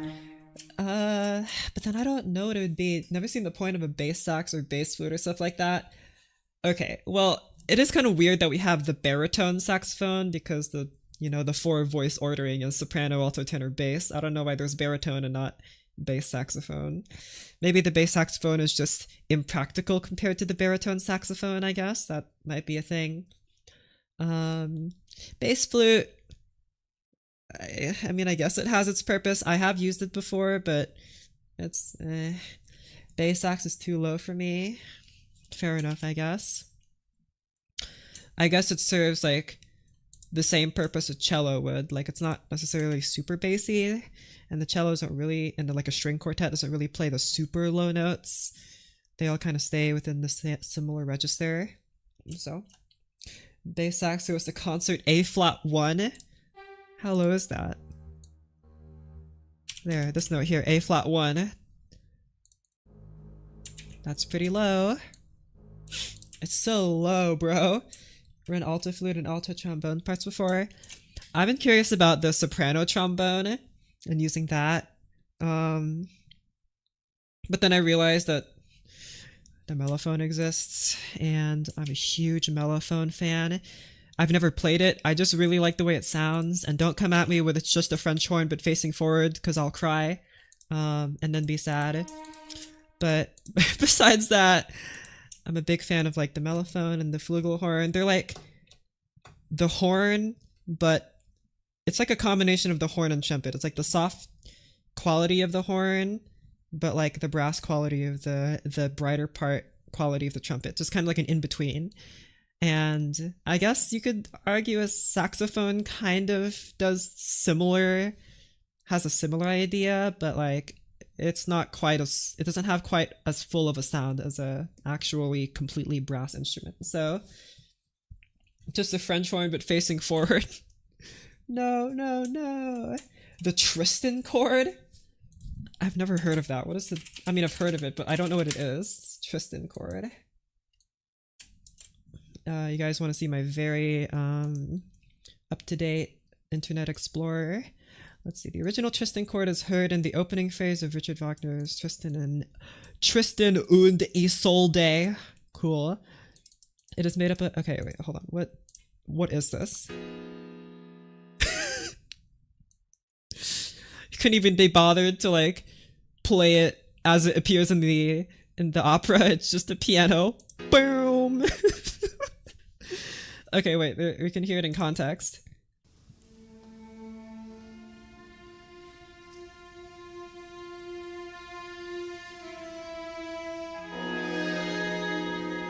Ooh.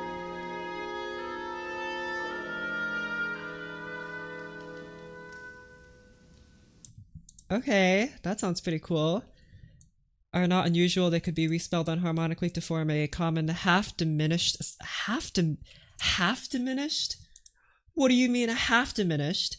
Or a minor 7th flat 5 chord is a 7th chord composed of a root note with a minor 3rd, diminished 5th, and a minor 7th. So that would be 1 flat 3 flat 5 flat 7. So if I were to build a C, what was that, half diminished? Oh wait, hold on. Do it in the violin, please.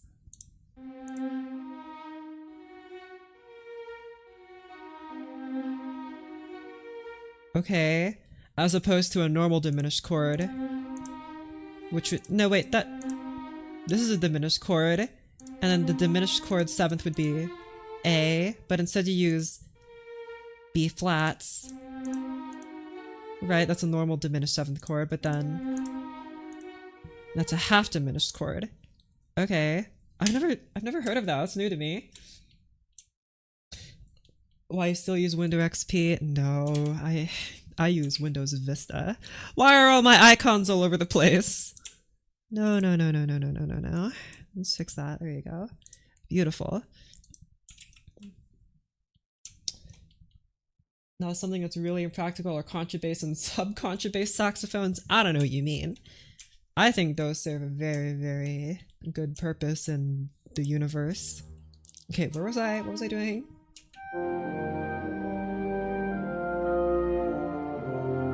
Right, I was adding tension to this chord.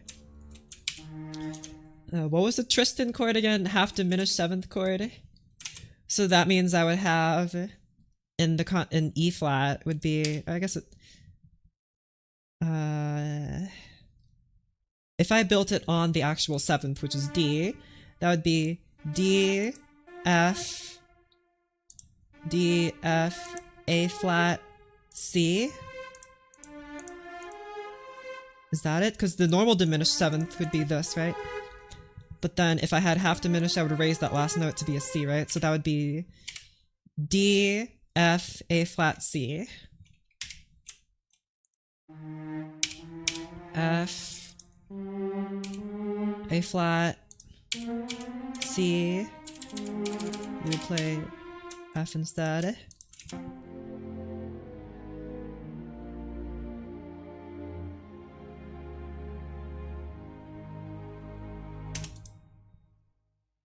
Weirdly not as tense.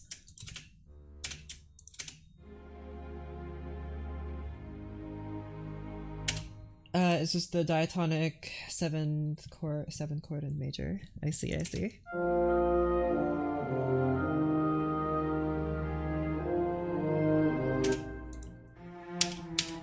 I'm back. Welcome back. I'll put it back the way it was.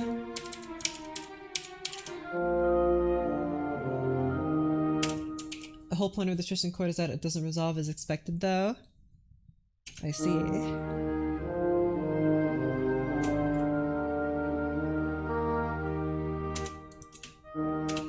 High tuba plus soft bassoon.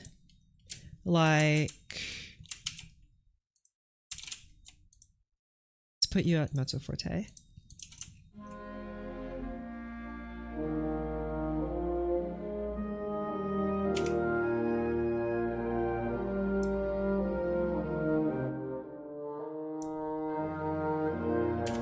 Can't really hear it, but again, tuba projects far more than bassoon, so let's try making them both forte.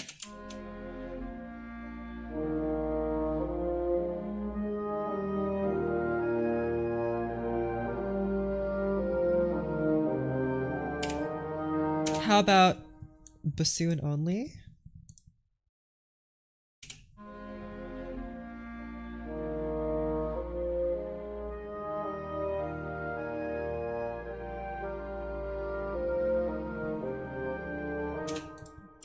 I prefer the tuba. The tuba just has a, it just feels good. The tuba just feels nice, don't it? It's written classical music. Well, why not? Classical music is epic. Only ever marching music and jazz. Doubling bassoon would really only be for its bite, like doubling horn with English horn.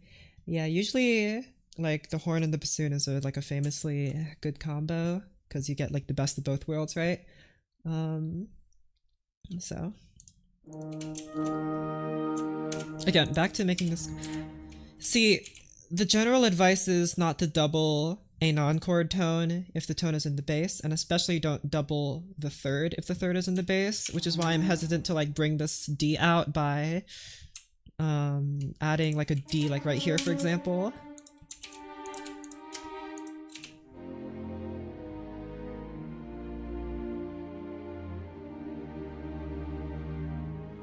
Like, that's generally not recommended. I could make it so that maybe the E isn't just in the bass instead, and then we have the D just kind of sitting there.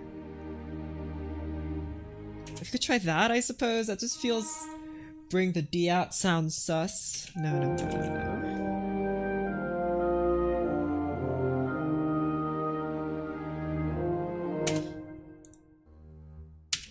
no. I like having D here. It feels even more tense when it's in the bass.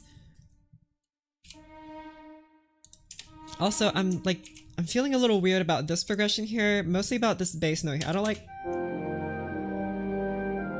like the A all the way down here. I might prefer something like C instead. That feels a little better. Try E.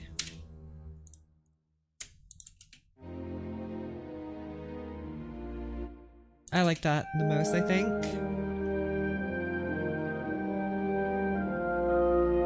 Let's try C again.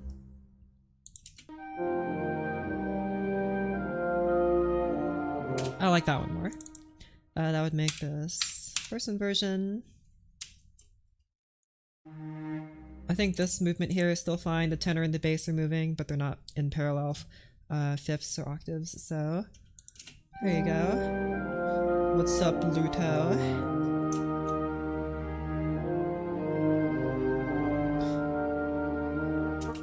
How's it going? It's moving. I'm moving. Bop. Let me fix my posture a little bit. Okay. Again, because these notes are moving a bunch, I want maybe there to...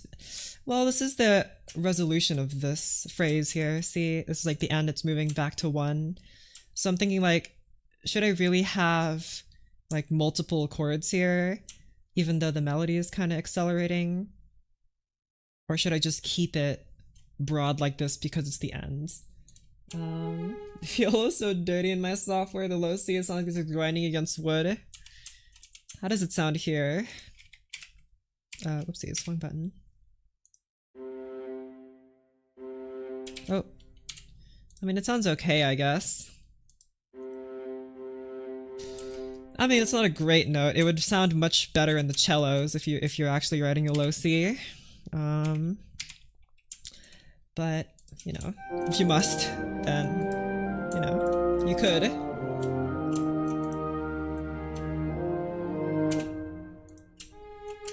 I have a personal beef with violas. But why? But why? Let's try 4-2. I don't know if I want to do 4-2-1. I could do 4-3-1. I'm a big fan of 3-1. Let's try 4-3-1. Which would mean you go to G. I want G to be up here, so we'll have D, G, D, E, D.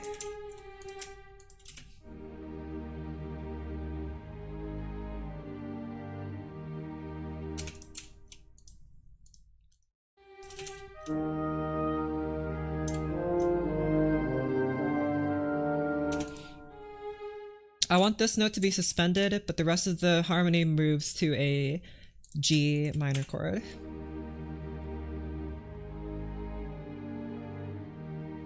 Wow, that's lovely. Let's try D in the bass just to see what this sounds like.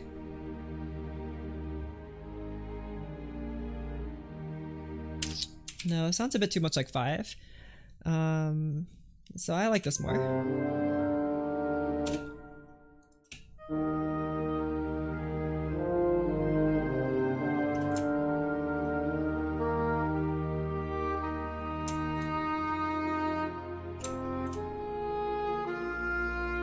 Okay, that's only one half of the melody.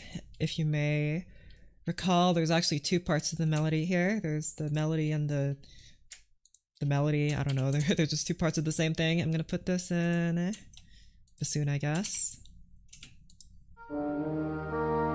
Let me remove the extraneous dynamics here. Give me a moment while I delete these. Okay.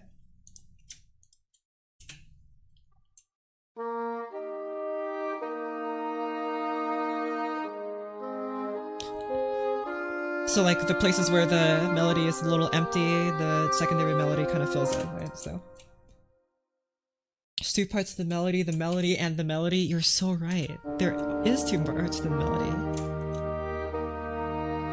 The melody and also the melody.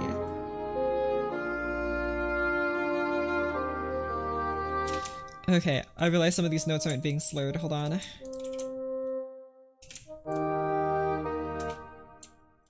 I want this.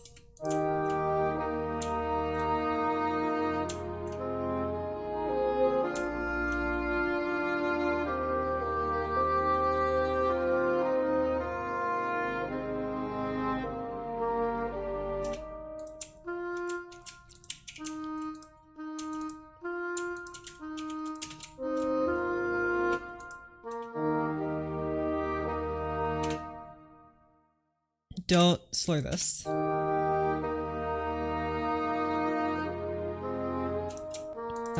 Have this. Oh, no, not that. This and then this. Try this.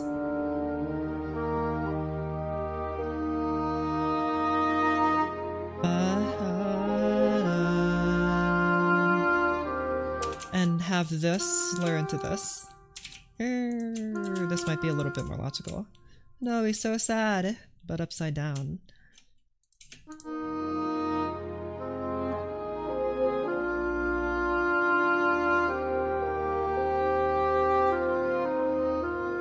Maybe have a rest here.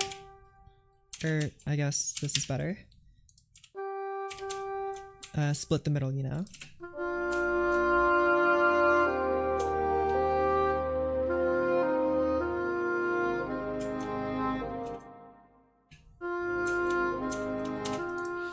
See, this is disjointed. I want you to be a bit more legato.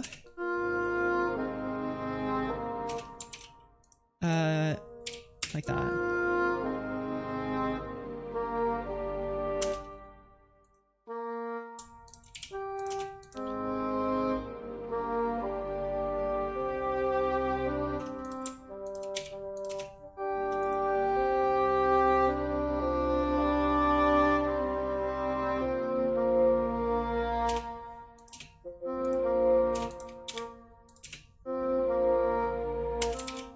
No.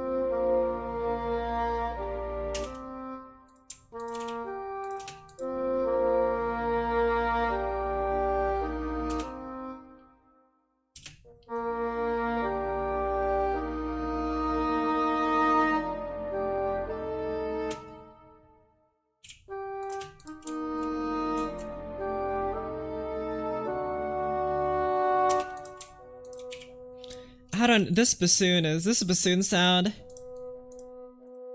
That B is really struggling. Oh, that just hurts my brain. Ow. Ooh, ouch. Try putting it in saxophone instead.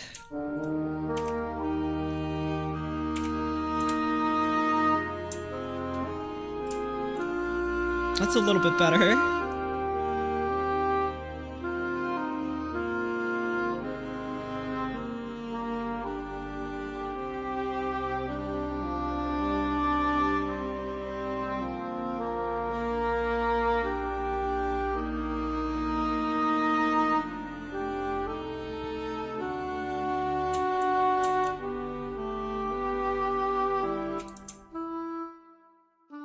Okay, oh wait, slur these two notes. Give them little tenutos. Or maybe just that one have tenuto. This one doesn't need tenuto.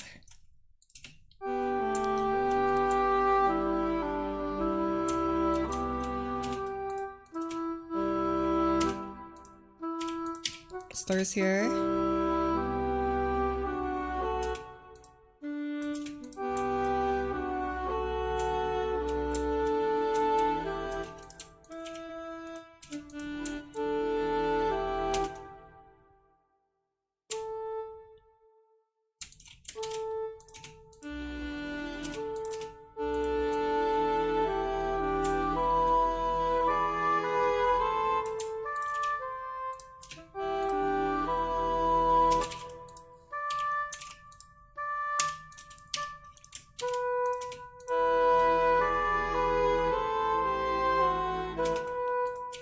Slur here.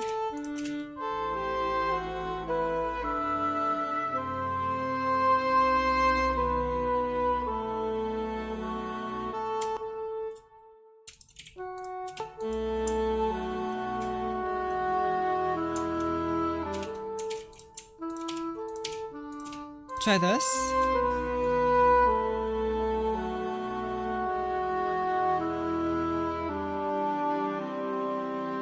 Okay, I like that. So I've written out all the articulations for this just to make it sound good.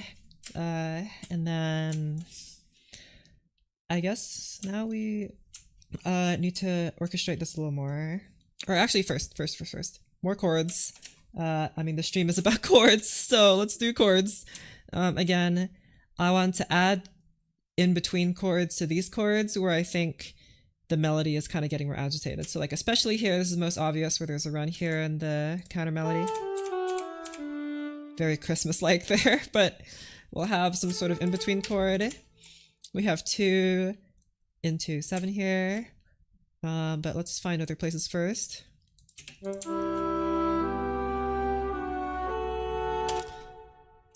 Definitely here.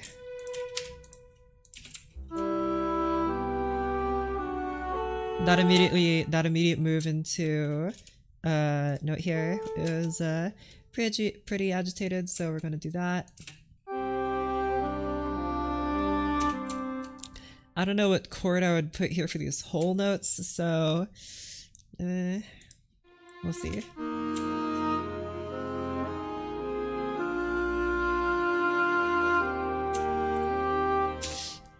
I'm not sure what chord would go here if I were to even add another chord here, you know?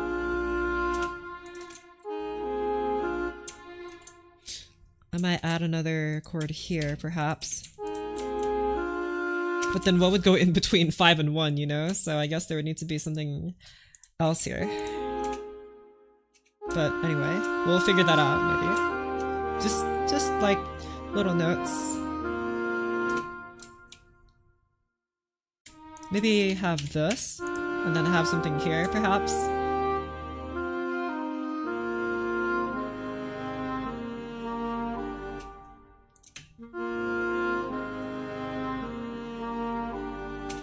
And then definitely something here. And then a chord there.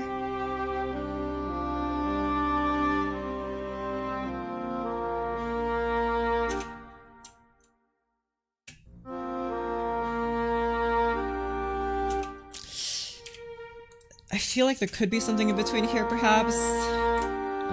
Like something there.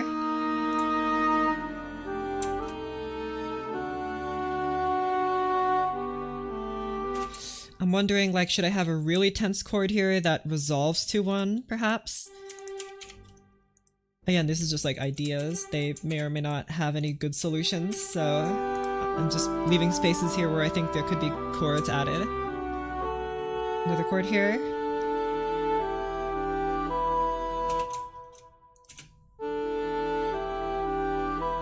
Maybe...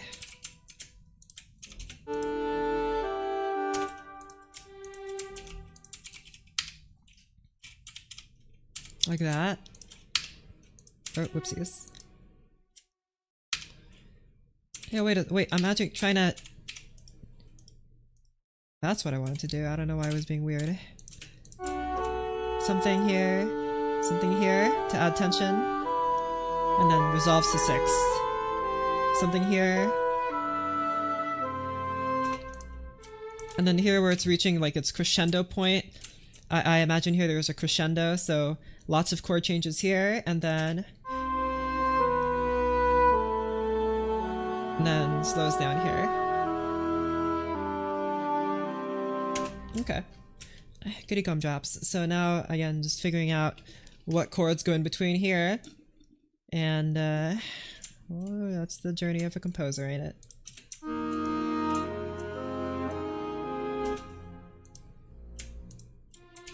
I think maybe the 5 chord could go here. Something here. So we have a nice 5-1 resolution here. But then what would go in between here? Or if it were to be like this? But I kind of prefer the 5-1 there. So what would go in between 2 and 5? I could... well, let's see. Again, I have a lot of options. I just don't know what would be good here. First part sounded a bit like bagpipes. What do you mean?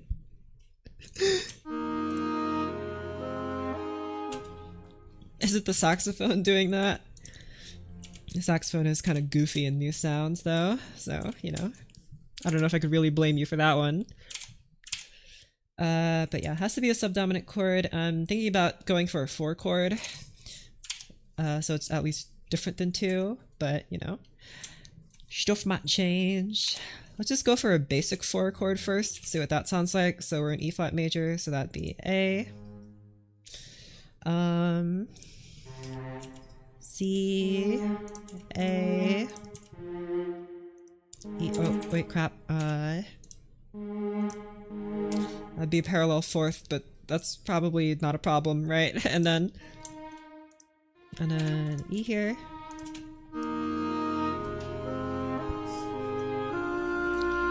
Okay, that's getting somewhere, but I think something else needs to change. But I'm gonna be right back because I need to go to the bathroom, so I'll see you in a little bit. Oh wait, hold on. What? Oh no! Oh no!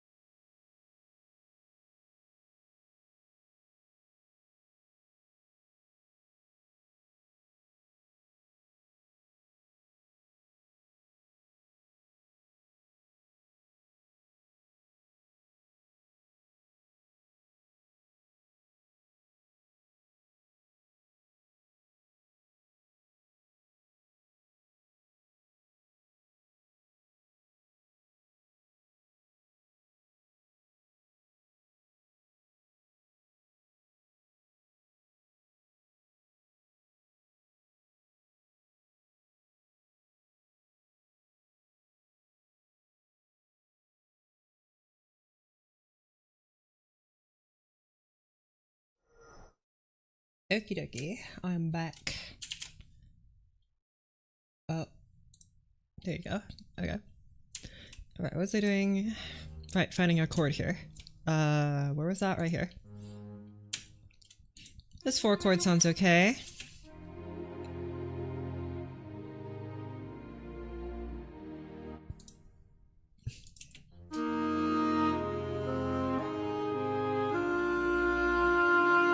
I feel like something a little bit more interesting could be put here.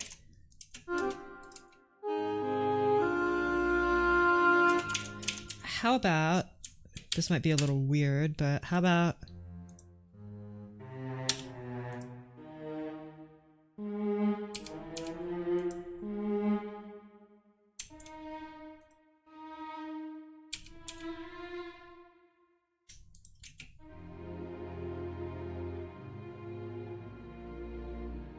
yeah. So then that would be like, have a C here, or C flat here, and then this would be like that. Whoopsies.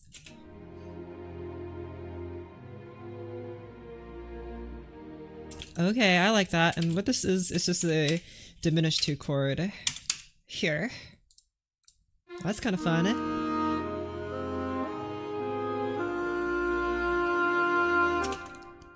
I'm curious, what happens if I switch these guys around? Might not sound very good, but I'm curious.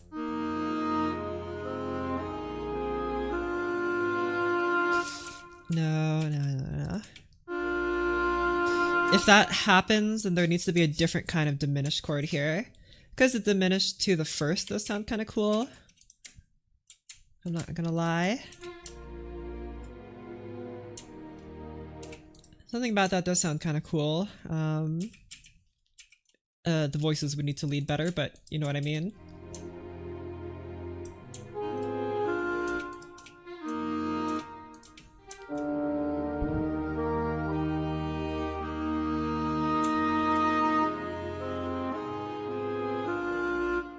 That, or perhaps, what if like the diminished 2 chord just replaced this current 2 chord, right? If I had something like the C flat, I guess this E flat can stay.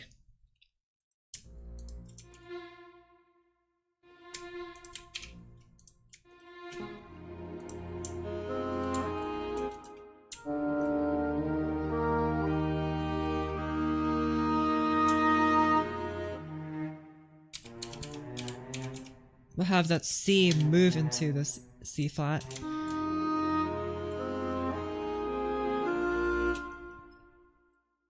There is C here in this chord, which is why I don't think C flat would work here. It would kind of clash a bit too much in an unpleasant way. I did kind of like moving from a diminished chord to this 1 chord though, so I could try something like that here. Maybe with a plagal cadence, something like this chord here, which is a diminished chord. That would be a... actually, just move it to E, perhaps. That would be sharp 4, 6, 4, or no, hold on. We're diminished. So...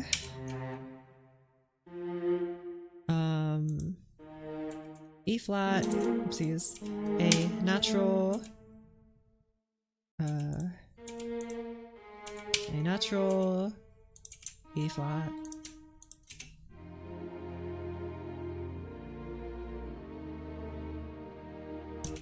That might be kind of interesting. What if I have this move down here?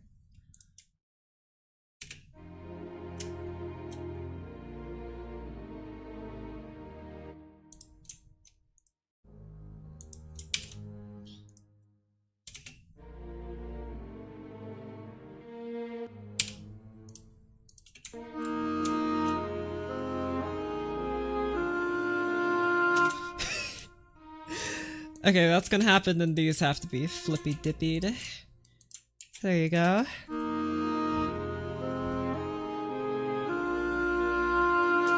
That doesn't really work at all. It's because we already have a flat here, so this doesn't really work because this is A natural.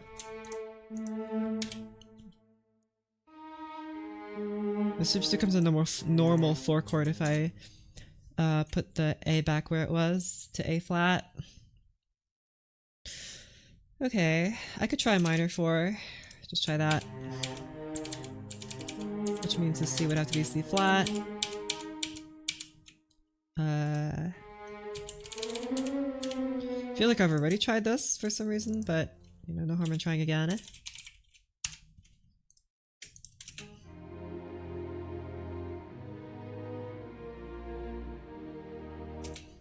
Does sound pretty good.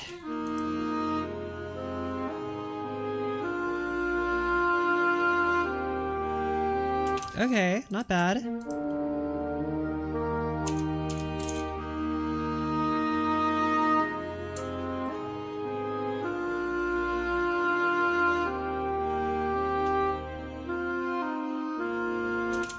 And then the chord needs to go in between these.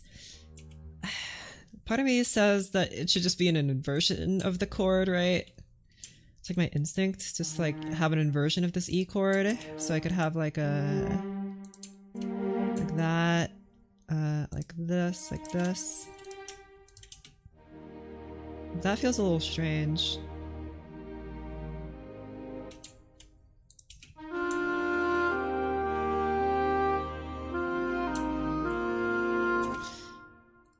I feel like something else could go here. What if I just have a normal 2 chord here? That would be F, C, F, C, F, A flat, C, F.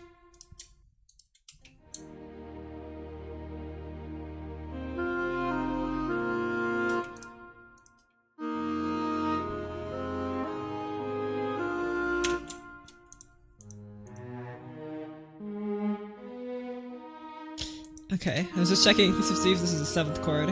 Well, it is, but it's not a diminished chord, I don't think.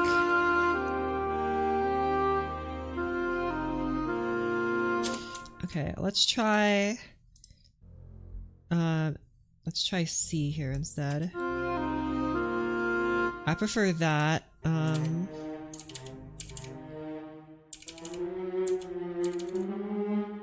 Remove this.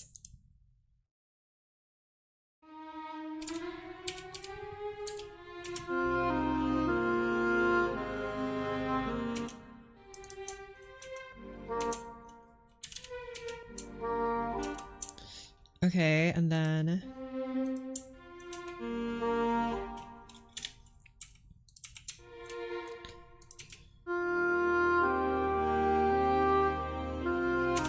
I want to try a diminished 2 here instead. Also, this is on this inversion. Right, yes, okay. So I could have this. If I diminish it, then that means the C would have to go to C flat. Right? F, A, C flat. And try this. 1 chord. Okay, I like that. Oh, whoopsies. Wait, no, here.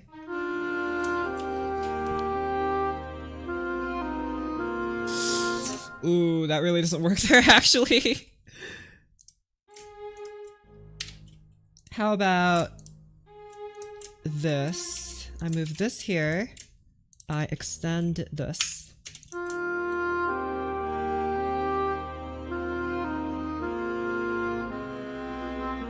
Ooh, I don't know about that.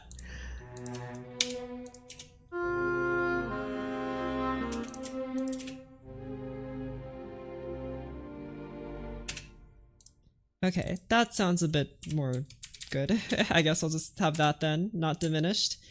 Unfortunate, but that's okay.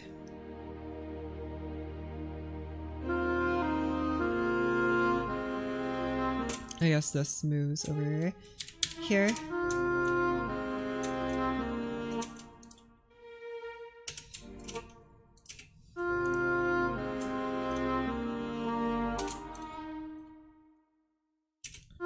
Let me listen to these chords in isolation again.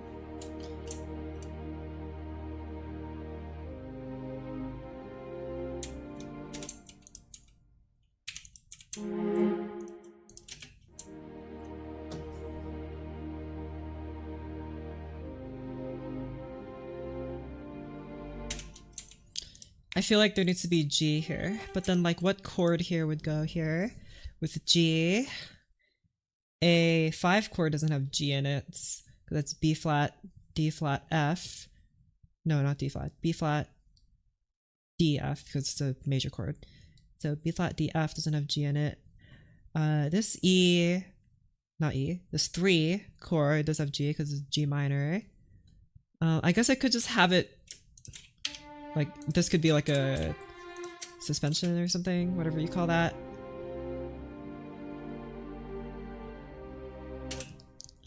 Feels like there needs to be maybe another chord here, but maybe that's a bit too hasty. Try again.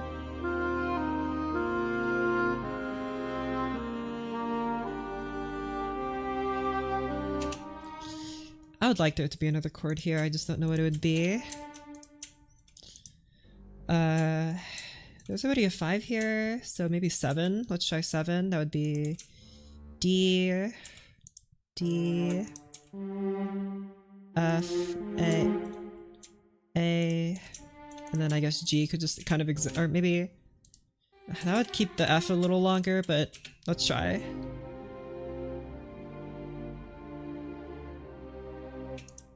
Okay.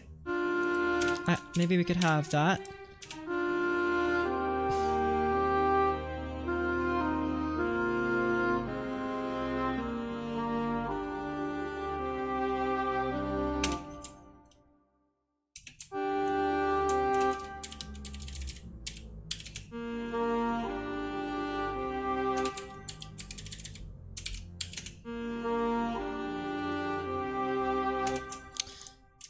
I think this F to C might be cool.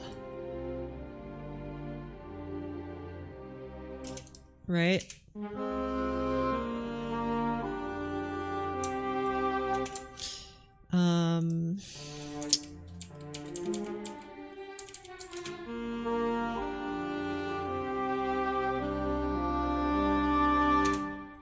Okay.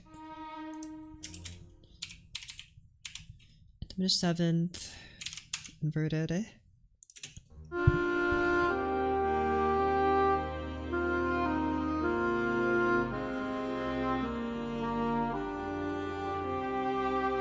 Not bad.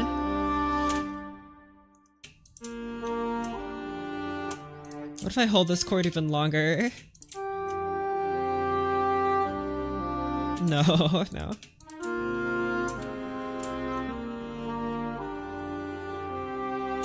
Maybe this one can be held a little longer though.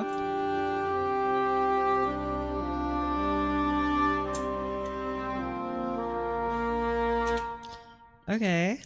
And then what would go here?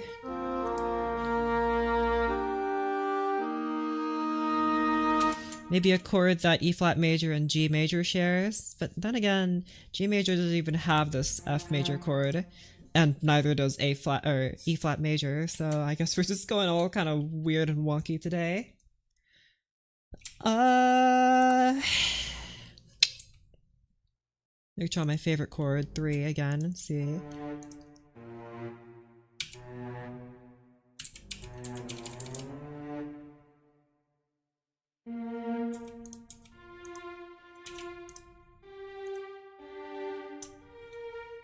But like, sharpen that B, see what that changes. Probably nothing.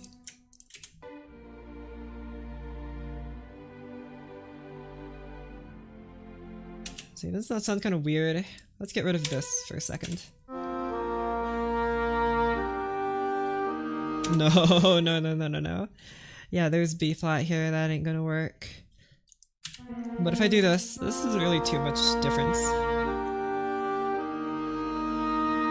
Okay, no, wait, I kind of like that G in the bass there. Okay, I'll just make that a simple 3 chord.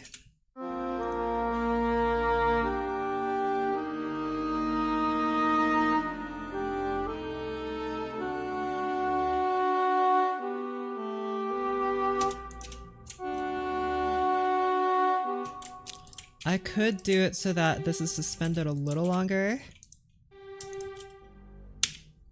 Just like the melody is, right?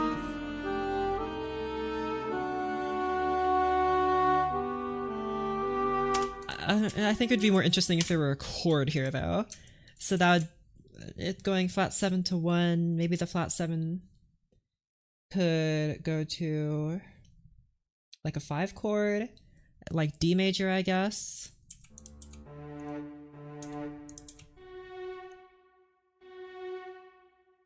And then this C would be D, this would be A still.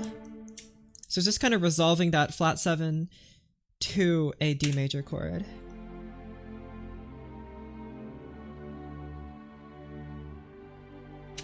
I guess this could still be C here.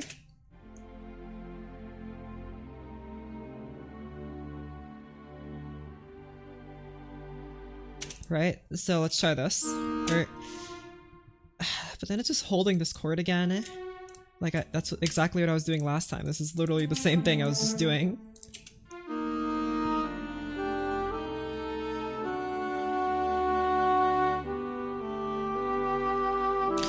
Do I like that more than just having the chord resolve here? I mean, it'd be more interesting, but I don't know if I'd actually like it more.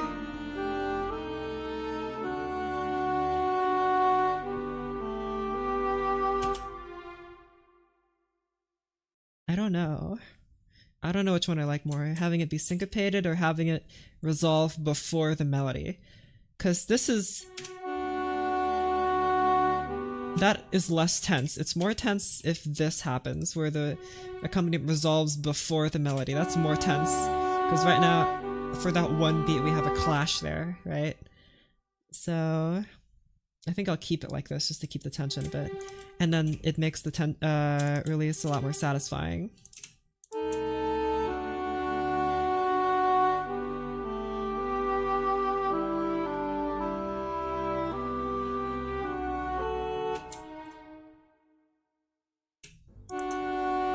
And I'll just hold this G major chord to establish that we're in a new key, right?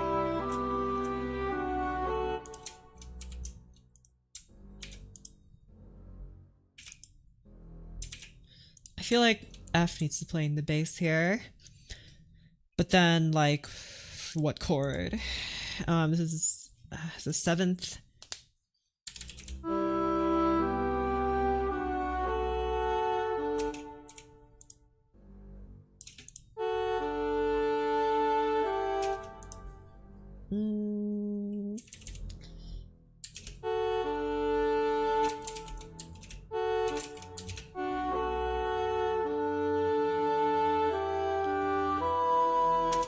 Okay, wait, hold on. So I'm gonna have... I could try this diminished 7th here. There's also other kinds of 7th chords. I could have the not diminished kind, but let's try diminished first, and then we'll move on from there. So that'd be F, D, F sharp. Or F sharp, A, no. Yes, F sharp, A, and C. No, I'm getting it all wrong. So F sharp, C, and then F sharp, C, and A.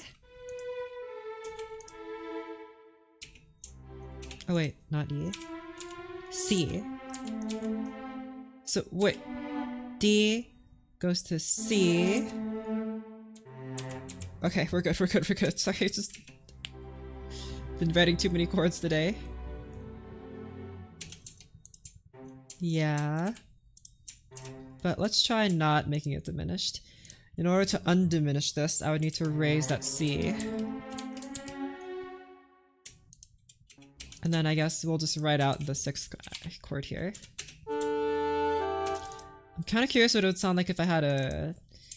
No, I was gonna do a major 6 this minor 6, but I kind of already did that here, but I guess nothing's stopping me from doing it over here too, but just to keep it simple, we'll try normal 6 first. Don't want to change too many things right off the bat.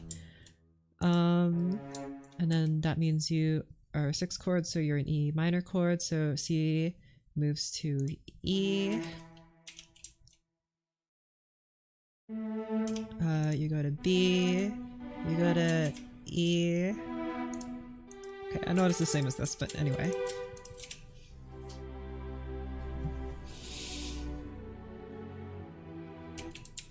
It sounds kind of weird. I'd rather have the diminished.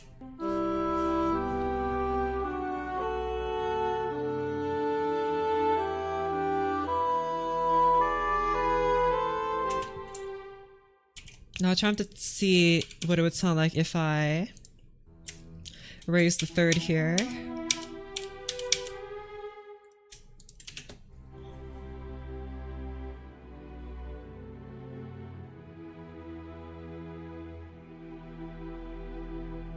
That might be interesting. Is there a G in this chord here? I would have to do that, I guess. I mean, there is a G sharp here, so maybe it'd be fine.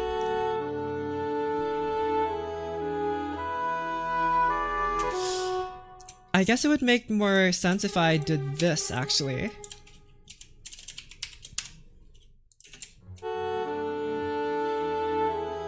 And then U would be that.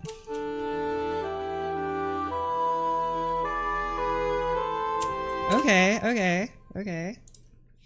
Now, what if I augmented it, though?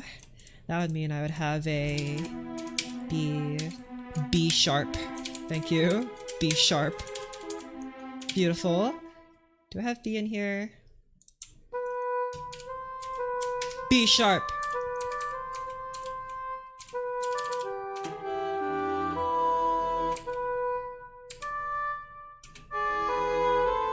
I really like the B sharp here, but like, that kind of conflicts with this melody here.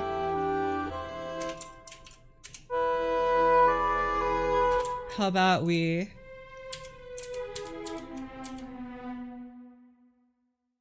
just like...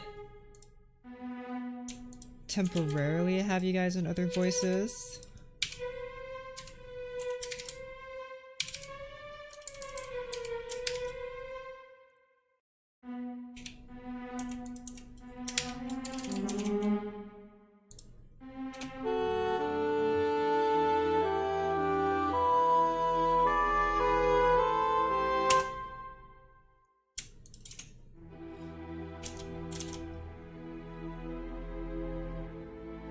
See, I really like that, but I don't know, I don't think it fits with the melody very much. No. I'll just keep it like this then. You do that, you do that, delete this, do this, do this, delete this. Okay. I think that's better.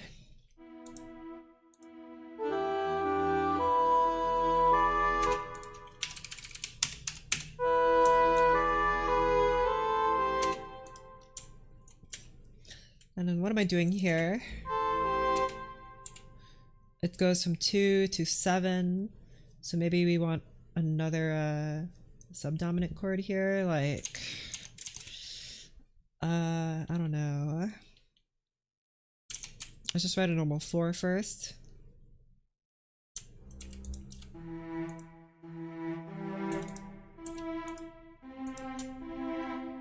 Wait a second. 2 here, wait. No, that's what I thought. So 2 here is A minor. And then it moves to C major. Which are parallel keys, I think. I think is the word for that.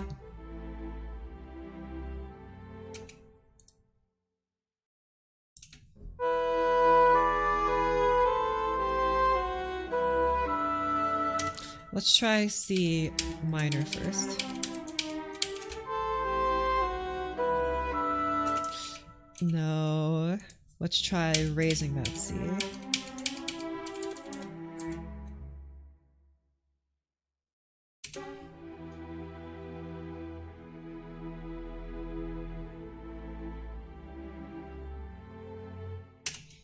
not really a bad thing. Really clashes with this though, unfortunately, because of this, I think, here. This doesn't sound right. Okay. C major is good here, but if I have C major here, then I kind of need to alter the voices here a little bit, which would be kind of annoying. Because this is fine, but this would have to move up while the bass moves up. So 7th here is F sharp, A and C.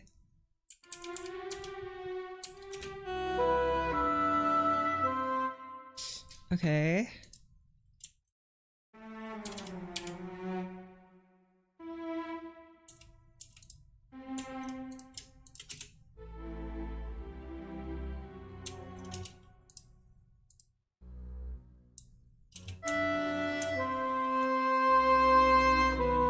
I don't know what chord would go before this. Maybe. Okay, wait, hold on. This is 4. Yeah, it's a normal 4. Wait. 2. No, this is fine. This is fine. It's fine.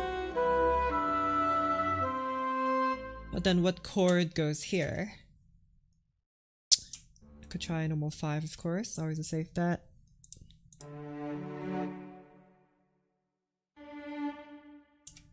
No, stay here.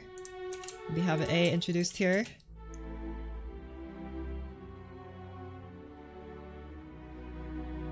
Okay, not bad, not bad.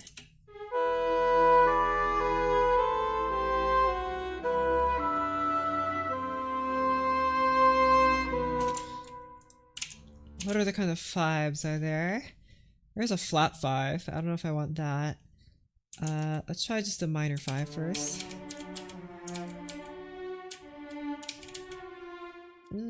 That might not be too good, but let's just see what it sounds like.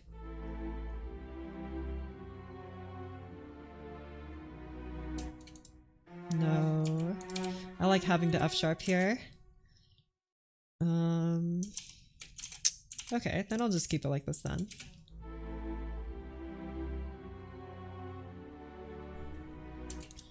What if I have, though, replaced this with this and we're just switch them around?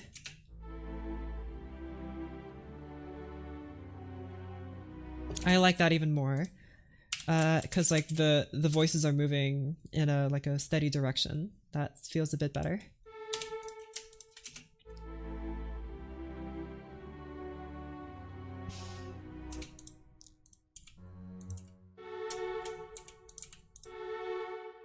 Try this.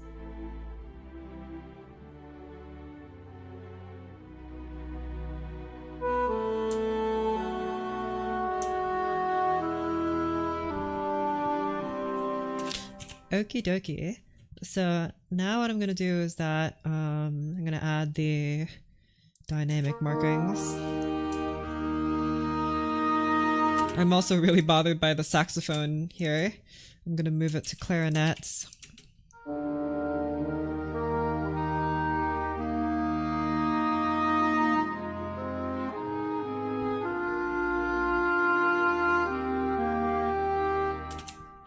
I'm always like caught off guard by this here.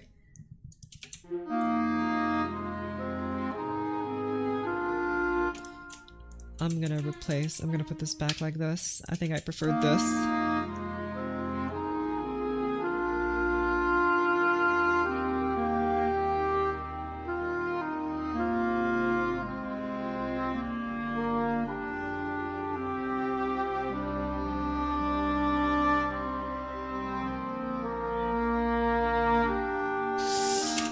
Oh, but it feels really weird to have like these fast chords and then all of a sudden no chord changes, right?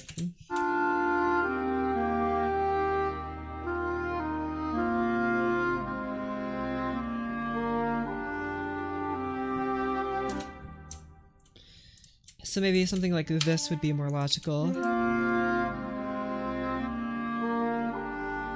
Or this.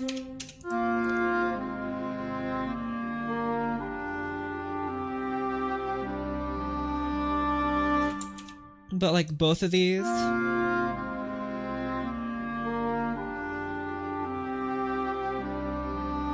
feels a little too fast, like, and then it like comes to a screeching halt, right? So I kind of need to pick one or the other, and I'm inclined to do this one. And then I guess do that.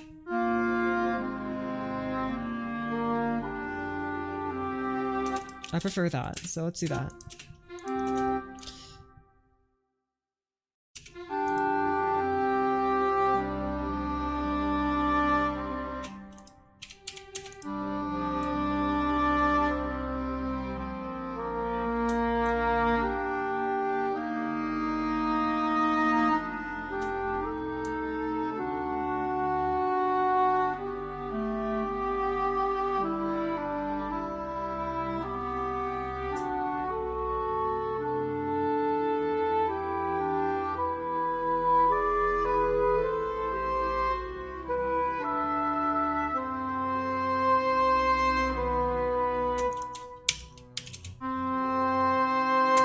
No, this. And then maybe this.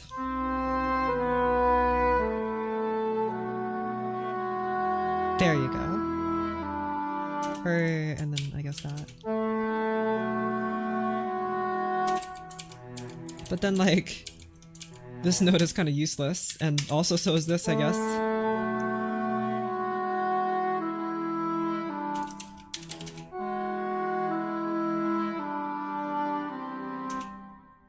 No, I prefer it like lift, you know?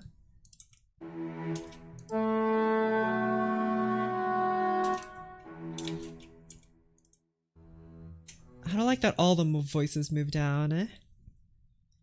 I guess I could just alter this. So I could have like this, that.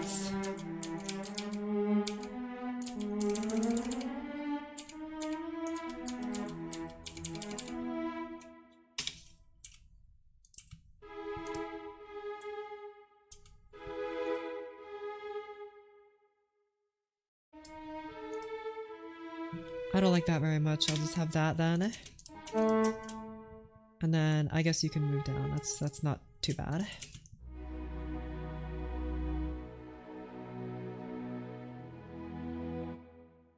So E, E, G, B.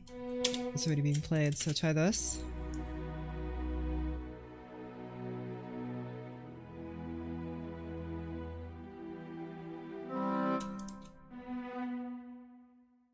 Okay.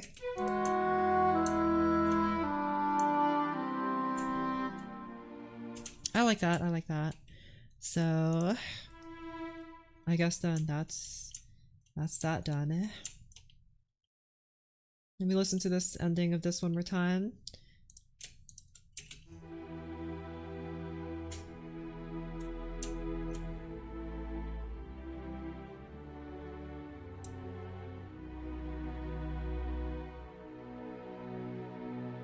Hold on, I'm checking something.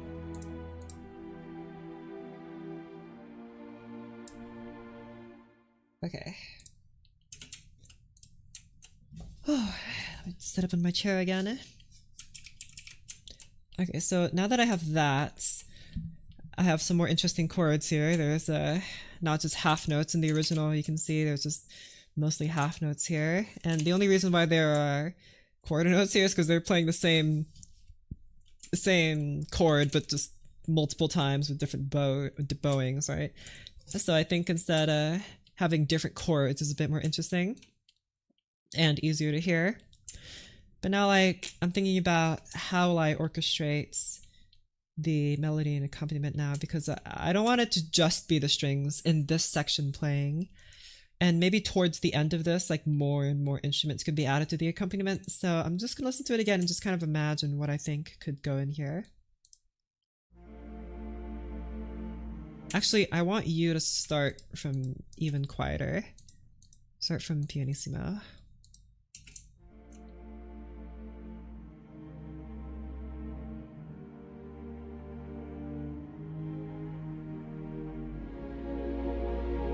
And then to make it less sudden, I'll put you at piano.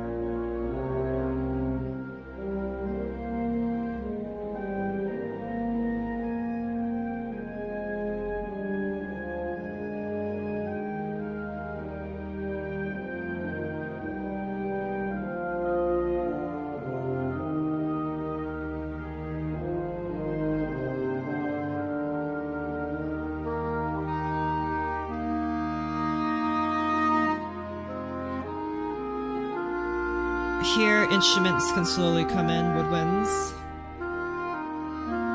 Woodwinds come in as accompaniment and stuff.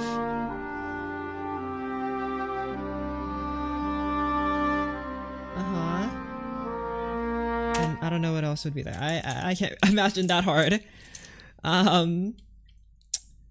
But there is, oh, hold on. Let me go check my other thing that I did.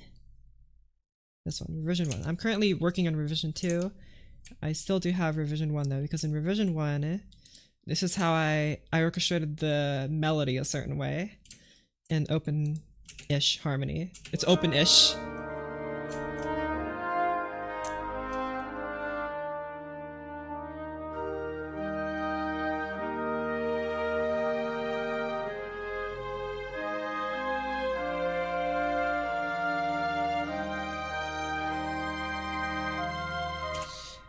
So there, I want to steal something from here, and it is this here, this line here.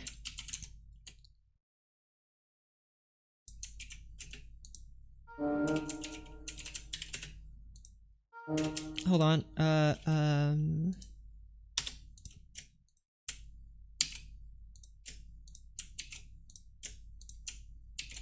okay, I see that this is a bit too low. Give it bass clarinets.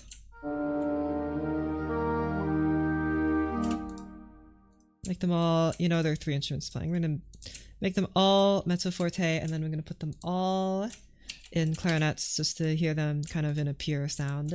Try this.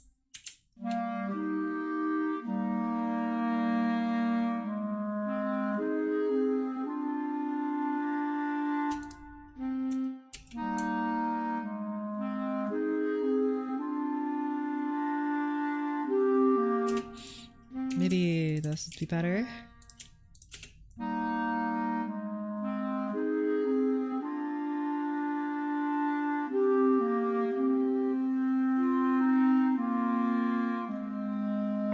I realize you guys are playing the exact same thing. Actually, I think here I even modified it again, so let's try this. Yeah, there you go.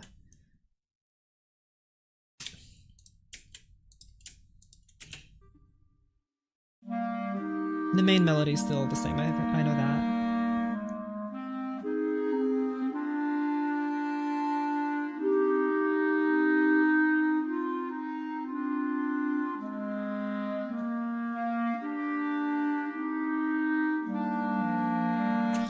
Okay, so I'm going to just go and add some articulations here before I like fully commit to adding those to my thing, right? So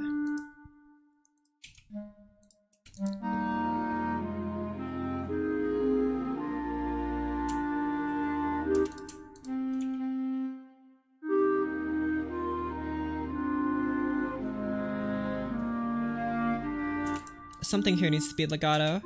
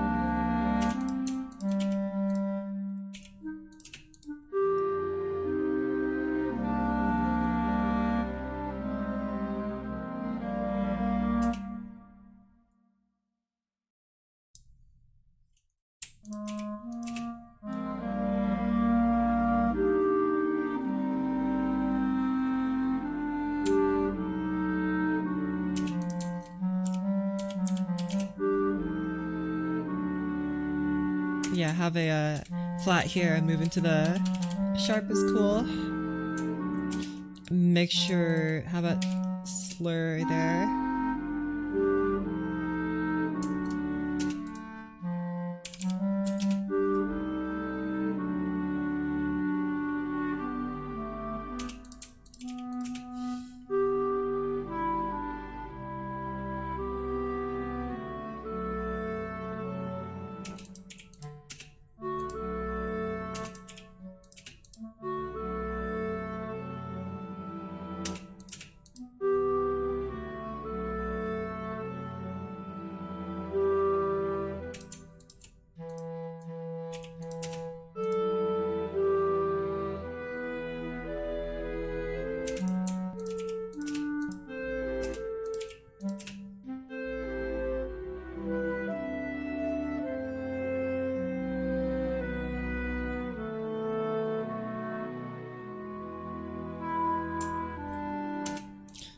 Okay.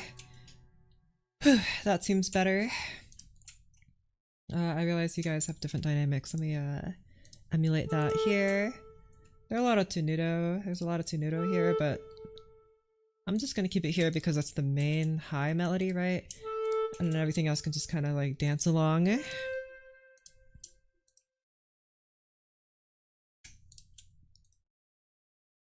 are you going? Just like that, I guess would be good.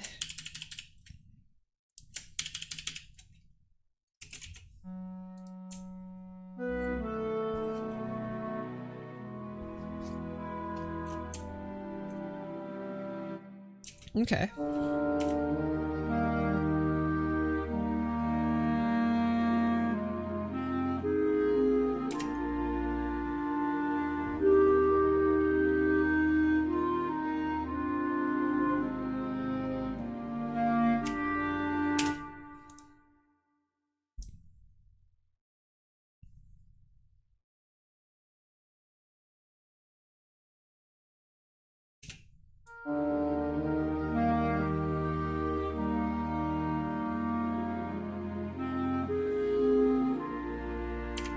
Better.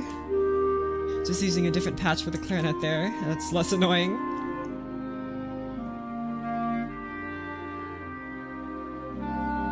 And maybe I'll put this one at forte and the others at mezzo forte, so they're like supporting the main melody, right?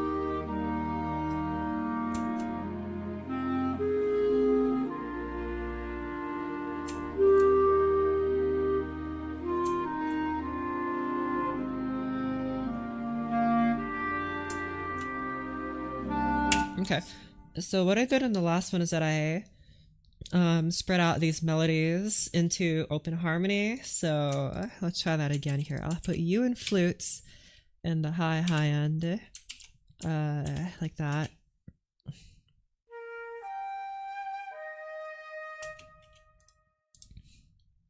And then maybe like that. Have you both do that? No, just flute, just flute. And then for the middle one, this one here, have it be played by oboes and clarinet doubling. Maybe put you both in mezzo piano because two of you are playing. And then you can be played by English horn and, hold on, and clarinet here.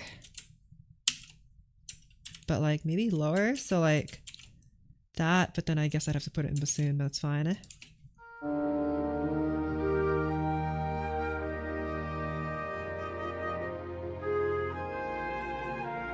No, you can barely hear this.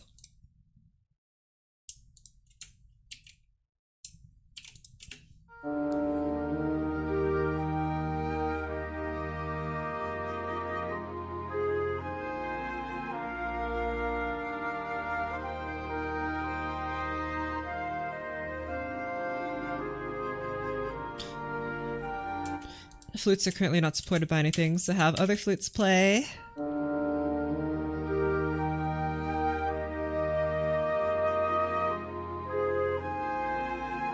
Here in the panning, I'm gonna separate them.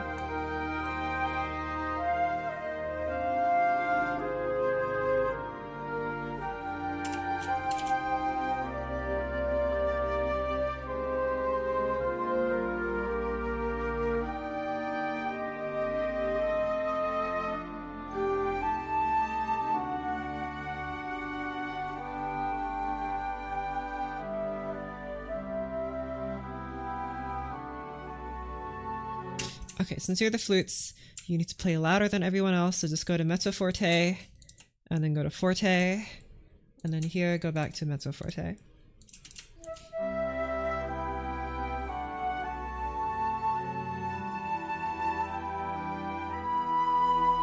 Or maybe try mezzo piano, because there are two of you, so...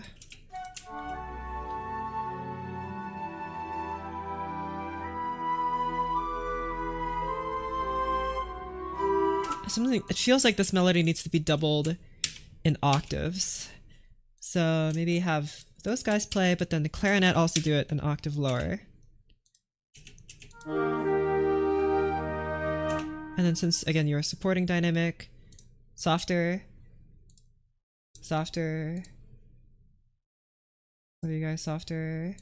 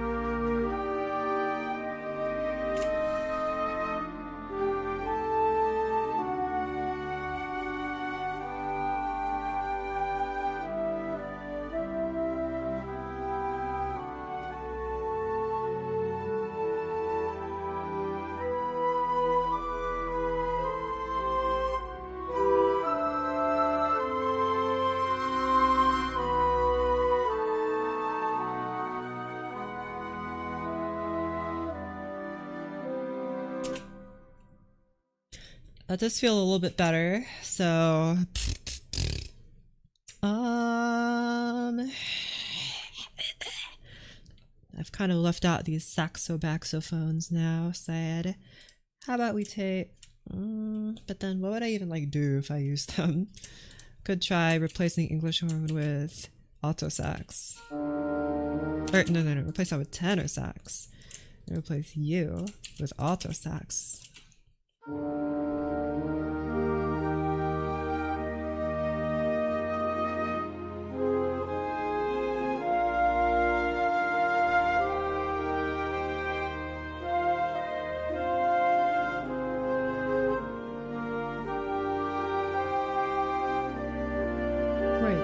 You're playing the same thing. What? Oh wait, no, you're playing the same thing. The saxophones aren't playing the same thing. Okay, wait, I was concerned for a bit there. What about instead of this, you play in the horn? And you guys are supposed to be this. And how about horn instead of horn, trumpets? I guess it is kind of low. That's fine.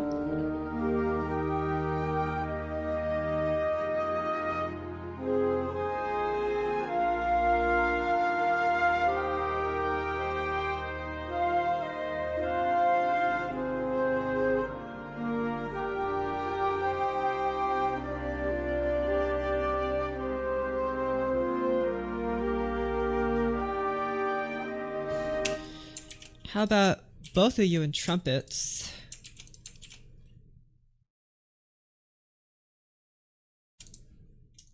You in the alto sax.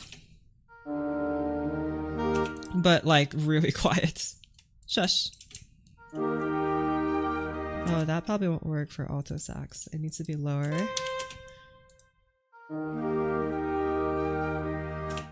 So then I can redouble these flutes. You can be mezzo forte, piano, mezzo forte, piano. Okay, try again.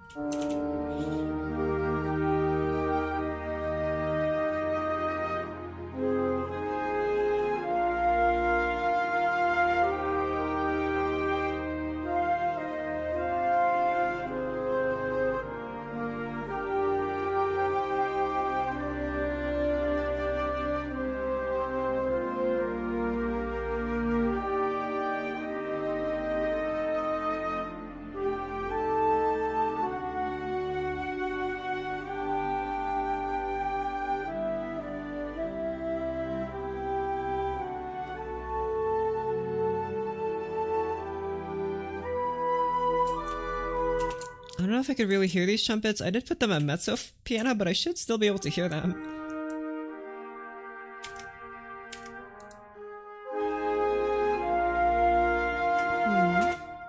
Working on today, this. Let's boost these. I'm hesitant to boost these to mezzo forte, but... Yep, okay, that's what I thought. I'll just keep them like that.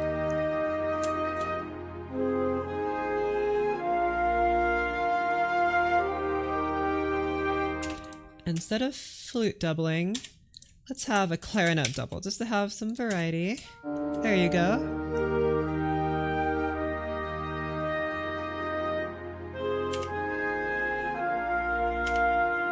And let's put you at mezzo forte.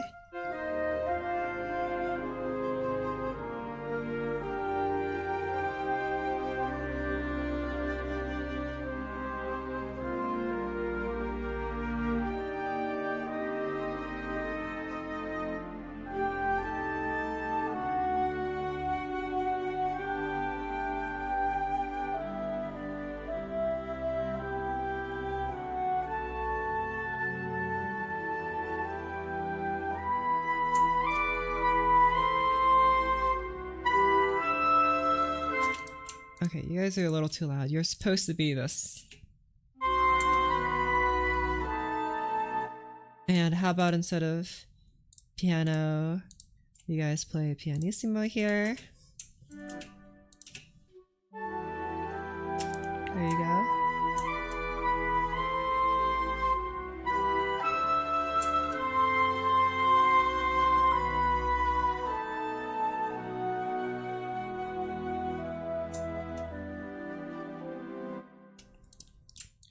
Might be kind of weird asking trumpets to play pianissimo, but I'll just do it for consistency here. I'm not sure if they can actually do it, but you know.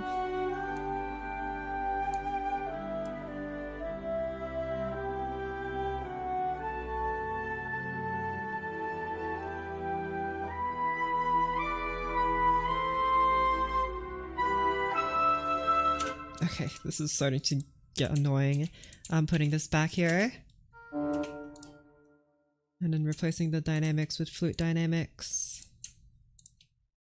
There you go. Previous work's something new. This is something previous that I'm again redoing. Mostly as like practices and orchestrating stuff, right? Writing for orchestra.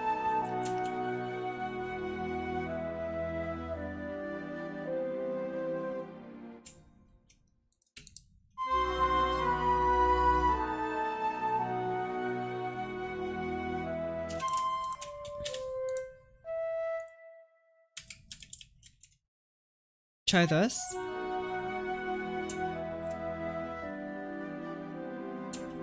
There you go. So it's a tiny bit quieter and a little bit thinner. And then I want you guys to not play anymore. There you go. And instead of pianissimo, I'll just make you go to piano.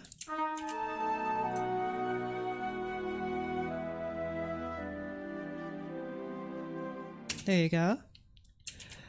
Okie dokie. So now I guess I want some of the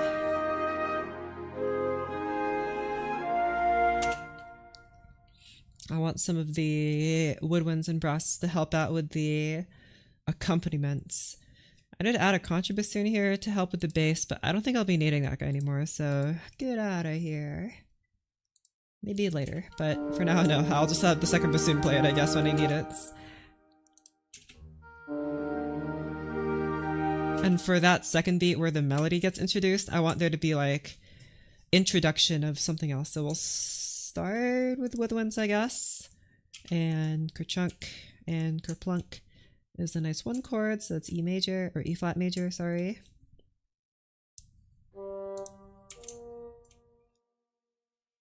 We'll have it play piano, because everything else is playing at the piano volume. Dynamic, I guess I should say.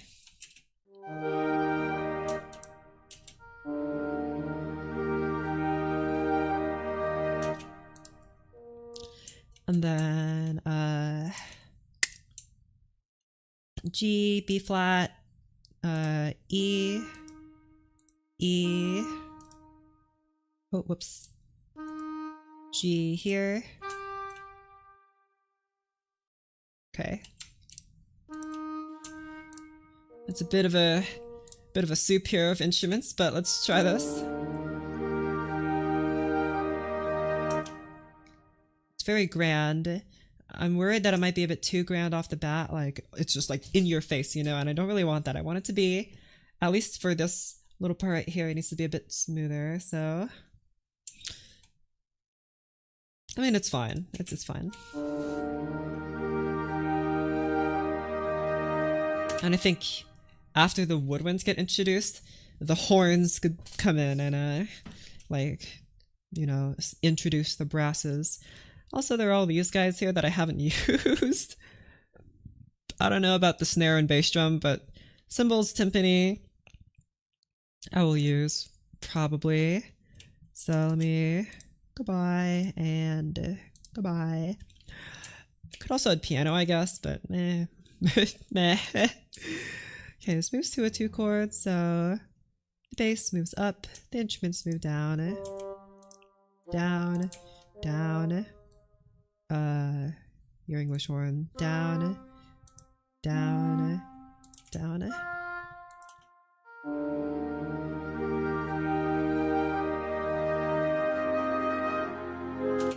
And then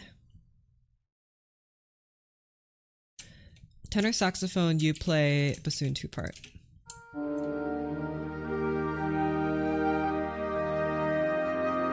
And yeah, the sound immediately sounds better than the bassoons playing it.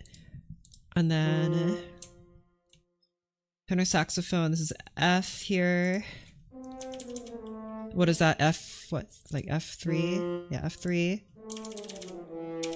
This corresponds to this here.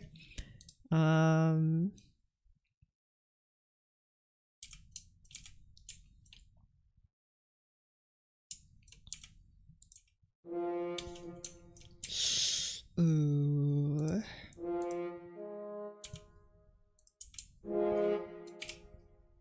Piano.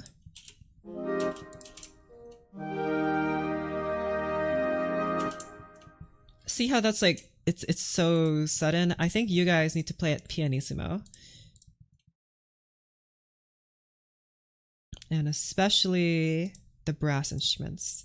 All of the wind instruments generally have the same volume when they're played really quiet, like, except for like the heavy brass, but like the horns, the woodwinds, they all kind of have the same volume, and the strings, they have the same volume-ish when they're playing quietly, so you can kind of blend them better when they're quiet.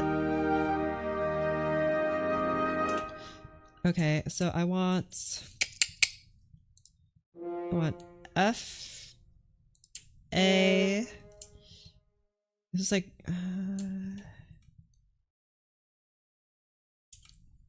F, A, C, F. Let's have that C be played by a trombone, just to break it up a bit. And then have that A be played by a trombone. And then have the trombone play a bass note like F. Like that. And then see what this sounds like.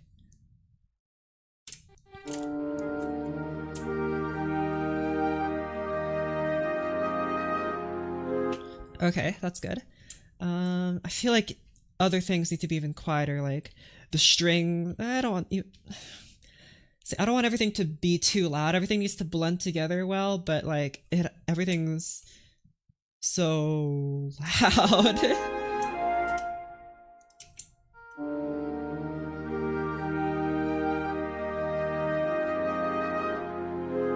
And then 5 here is B flat, so bass moves down, everything else moves up. Well, I guess I could have you copy what the bass is doing. I don't even know if I want a trombone to do that. Let's have the tuba do that instead. And then I guess I could just, you know, do a good old one of these. Beautiful. I'll delete the chord symbols here, I don't need them. I'll just look down here. So it moves to 5, that's B flat major. You move to D. You move to B. I don't want it to be a 7th chord.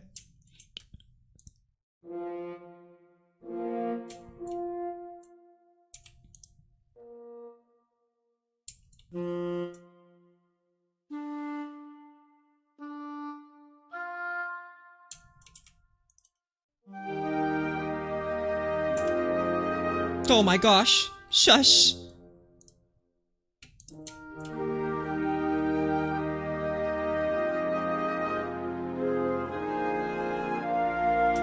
Okay, good, better.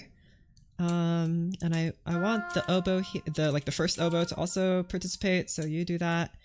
And this is a wrong chord. You play A. And then like leave the flutes space to do their thing up here.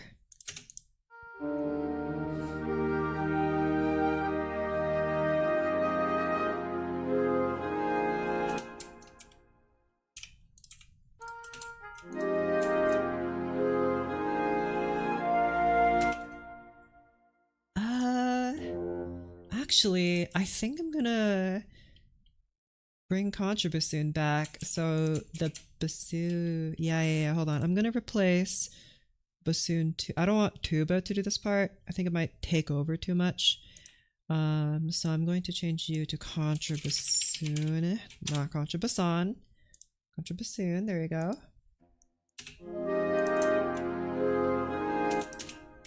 Contrabassoon is less resonant than tuba, but like it's still good, right? So do I have any more contrabassoon sounds, or is this the only one I have? Yeah, okay, that's okay. The Muse contrabassoon sound is fine. It's fine. That's all I have to say about it.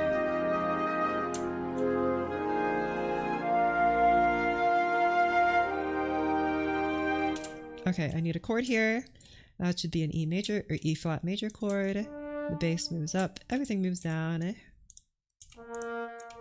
Okay, you definitely need to be put in like a tenor clef. Put the clef. No. Put the clef. Thank you. Ay. Okay, it needs to move to. I can stay at B because it's a 1 chord. F moves to E. B moves to G. Like that. Again, B stays at. Or F moves to. No, B doesn't move to G. B moves to B. Saxophone, F moves to E. D moves to B.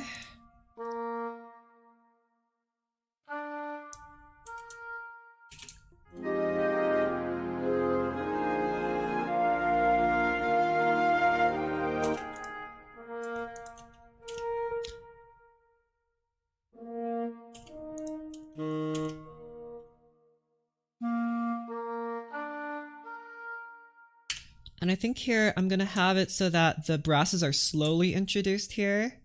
So we'll hold off on trombone for a sec, and then trombone will be introduced here. As will some of these lower horn parts.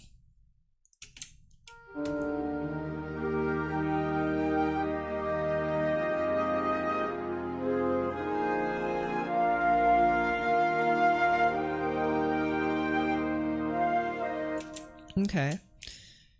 I do have a 3rd trombone here, but I'm not going to use it. Don't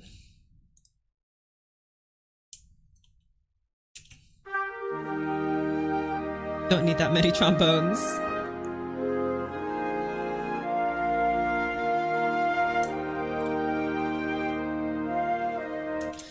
It is a little bit harder to hear the melody now, but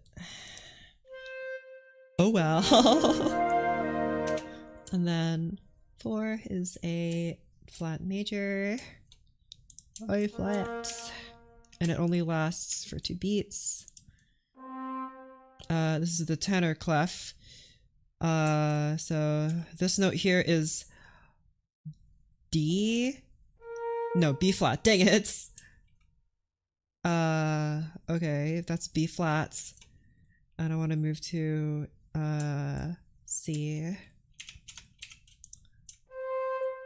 That's pretty high. Okay, so I guess I'll just move these trombone parts.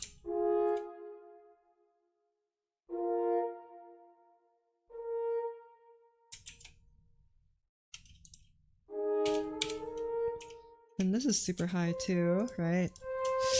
Ooh, you know, nothing's stopping me from just adding another trumpet. Okay, let's do that then, eh? That's not how you spell that. Kaboom, eh?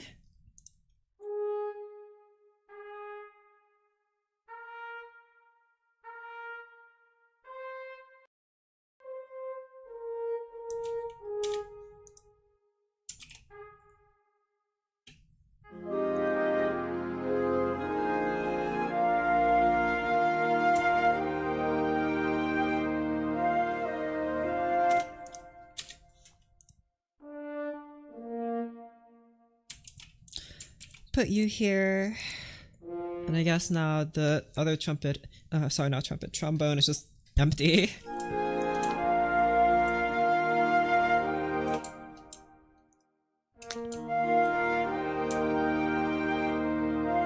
Okay, again, moving to a 4 chord here.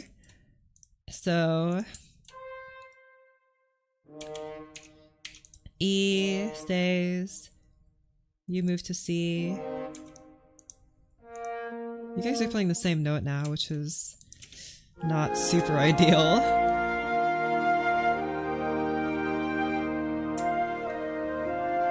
I'll need to separate you guys out.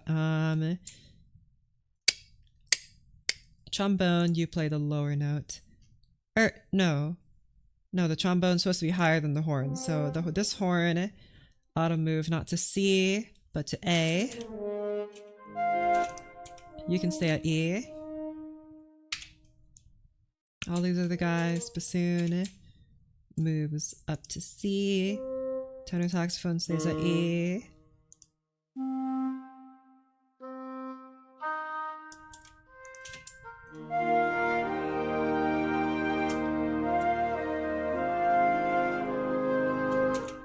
Something feels messy about this. Wait. Feels like there's a F, wait, A.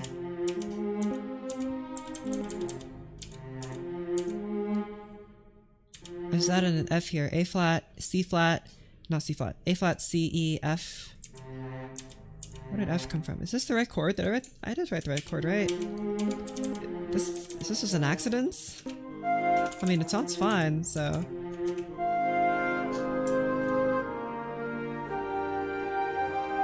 Okay. Well, that's actually going to be it for today. I'm a little tired right now. So stream ends here. Thanks for stopping by.